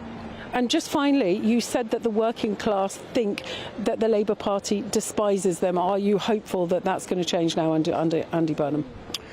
Well, I think that's what I was saying there, was that actually many people think that, and actually we need to reconnect with those people by really hearing what they say. I think too often we dismiss the concerns about immigration, which are entirely valid. These are not racist people, they're not bigoted people, they just want control, and they want a sense of community, a set of shared belonging to particular communities. And if you have mass immigration, if you have uncontrolled immigration, you're not going to have that. So I think it's time for us to actually say, we hear you, show that we hear people, and then start taking the steps we need to get that under control. Jonathan Hinder, thank you very much indeed for talking to us this very hot and momentous afternoon. Back to you in the studio. Catherine Forster, thank you very much. Thank you very much indeed. Well, we've got some big breaking news away from Westminster to bring you. Yes, the former DUP leader, Sir Geoffrey Donaldson, has been found guilty at Newry Crown Court of 18 historical sex offences against 2 women when they were children. Well, including 1 count of rape, 13 of indecent assault and 4 of gross indecency. Well, Doogie Beattie is live for us at Newry Crown Court. Doogie, tell us more. Yes, well, the whole political world here was shaken on Good Friday in 2024 when Sir Geoffrey Donaldson and his wife, Lady Eleanor Donaldson, were arrested for those crimes that or those accusations that you have just read out there. And it was a real shock, because Geoffrey Donaldson is one of the longest serving MPs in Northern Ireland. He was ex-Ulster Unionist. He was also then the head of the DUP. At one time, the 3rd largest party inside Westminster, and this goes back over 30 years. And as you say, he faced 18 charges, amongst them gross indecency and rape. His wife, Eleanor Donaldson, stood on 5 of those charges, including aiding and abetting and cruelty to a child. Now, Eleanor was tried on a judge of the facts. In other words, she can't actually be convicted, but the jury has said that she is also responsible. That is on mental health grounds. But what we are seeing now outside this courthouse, you can just see the big gate behind me there. They are waiting, the media are waiting here, hundreds of the media, waiting for a prison van to leave there with one of the oldest politicians, longest serving politicians in Westminster to come out in a prison van and be put into custody. We expect the sentencing will be in September, but this is a massive blow for everyone in Northern Ireland, and he fought it on the grounds that there was no proof, there was no witness statements, there was no medical statements, there was no forensic evidence. And his barrister Vaughan spent the whole of last week in his defence saying that they had to convict him without a shadow of a doubt. There had to be a full jury that came out and said he was guilty. Well, the jury was sent out on Thursday at 3 o'clock. They returned on Friday and were still struggling. But earlier on, just before lunch, the jury asked 2 questions of Chambers, and just about 10 to 20 minutes ago, they came back with that shocking verdict. This will rock the political establishment inside Northern Ireland. You do, BT, there outside Newry Crown Court. Horrifying. Really shocking news. It's hard to overstate how much of a figure Jeffrey Donaldson was. I mean, in the Brexit years, such at the forefront of all of that discussion, debate. Hideous crimes. Rape against really 2 children. Hideous. Well, sorry to end on that note, but we thought we'd bring you the breaking news as soon as we got it there. We're going to have a huge amount more on Andy Burnham. Would like to say thank you to Sir Michael Ellis for being here in the studio with us the past 3 hours now, coming up to. Absolutely, for that expert insider analysis there. But it is a huge, huge day. Absolutely. In Westminster. Andy Burnham now sworn in as an MP. We're expecting in the coming hour Andy Burnham taking a family photograph with all the Labour MPs who will be there, who won't be. Well, the man to steer you through all the twists and turns as they come is the one and only Martin Daubney.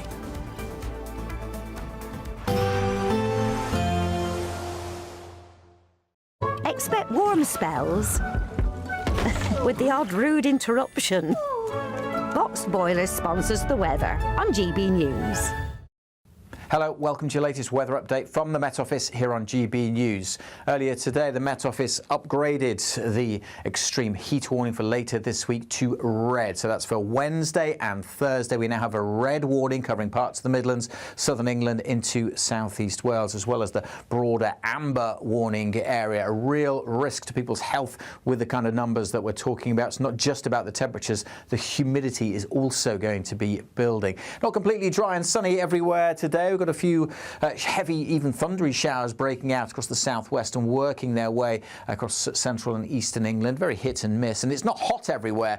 Quite comfortable conditions across Scotland and Northern Ireland. But it is going to be quite a warm night across the south. Temperatures in some towns and cities may stay over 20 degrees Celsius. And as I mentioned, that humidity going to make it especially difficult for sleeping.